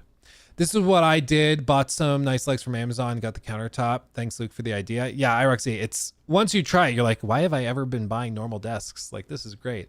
So highly recommend it. Logan, thank you for the 2. Asmon Gold's Insider Concord costs way more than 400 million. At this point, I don't know who to believe, because Colin Moriarty, he said 400, not including studio acquisition and marketing. Asmon Gold's Insider is saying more than 400. Other journalists have been saying, like the guys from gamesindustry.biz, they said it did not cost anywhere near 400 million. Everybody in the industry is mocking people who are running with that number because it's so ridiculous. So I don't know. I don't know who to believe. It seems like people are either saying, yeah, about 100, or people are saying it's like 400 to 500. Nobody seems to know. I have no clue. I'm inclined to believe the bigger numbers because it seems like they did actually spend ridiculous amounts of money on this, based on the reporting that I've seen. But who knows? Asmon Gold Insider is more like rage bait sources. I mean, I would say I'm more inclined to believe like Colin Moriarty's insider than like Asmon Gold, because I know that he like factually does have sources directly within the industry. Not to say that people wouldn't reach out to Asmon. They very well might, and I'm sure they do even. But I think that Colin would be more likely to do a lot of vetting before like running with it, you know. Asmon doesn't claim to be a journalist. He doesn't claim to do reporting. He doesn't claim to have been a reporter or anything. You know, so it's just different. But at some point, if a lot of people are saying 400, you have to wonder why they're all saying that. Asmon's sources could also be trolling him. Yeah, you never know. You never know. Yeah, Nemesis, even journalists don't believe Colin. Yeah. I think a lot of this comes down to the pedantic stuff. Like, are you including studio acquisition costs? I think if you are, you could easily get to like a 400 number. Do I think they spent 400 million cash and also paid out for the studio? No. I mean, I know that's what Colin was suggesting, was 200 million before they acquired, and then they acquired and spent another 200 million after that, but the acquisition cost was not included. I think that they were counting the $200 million in the acquisition costs because that's basically what they were buying. They were buying the thing that they had spent $200 million building. So the point is they spent a lot of money. Exactly how much, who knows? But they spent a crap ton of money on it. You know, like, Jesus Christ. Is Asmon a friend of the channel? I'm scared to use that term now. I'm scarred, you know. Jesus Christ. Asmongold as a content creator, like he represents a sizable subset of the game industry of a large number of players. But I think one of the lapses, or rather leaps, that some people make is they conclude that just because Asmongold didn't like something, therefore hardcore gamers won't like it. And that's not necessarily true. He has his subset that follows him closely. People joke that he's king of the neckbeards, which is kind of funny. I have my own subset. Every YouTuber has their own little subset. Who knows how much overlap there is. Like Asmongold's fans not being interested in Assassin's Creed Shadows. Does that mean AC Shadows flops? Not necessarily. It might, but not necessarily, because I don't think his fan base was ever going to play it, right? Now, if Asmongold's fan base didn't like Path of Exile 2, that game's in trouble, because I think that his fan base is much more likely to be engaged with that type of game. So it's just, there's more nuance to it. There's more nuance to it, you know? Did you see Matthew Kark? Who is that? Matthew. Oh, is that the guy, the head of Saber? Yeah, he said something basically akin to, well, it was alleged that he said something on a YouTube comment to Asmongold saying like, we just want to make good games and not lecture people. It's basically the sentiment. It's up in the air as to whether it was actually him. It basically was just a YouTube channel account, whatever, named after him, and he said that he was the CEO of Saber. And then when asked about it, he refused to like say it wasn't him. I think after thinking about it, I remember reading it when it first dropped and being like, oh, that's cool. But after looking at it, I'm guessing it probably wasn't him, but for him to deny it or shut it down would be more harm than it's worth. So instead, he'll just refuse to like deny it. He gets all the brownie points from the people that like what that comment said.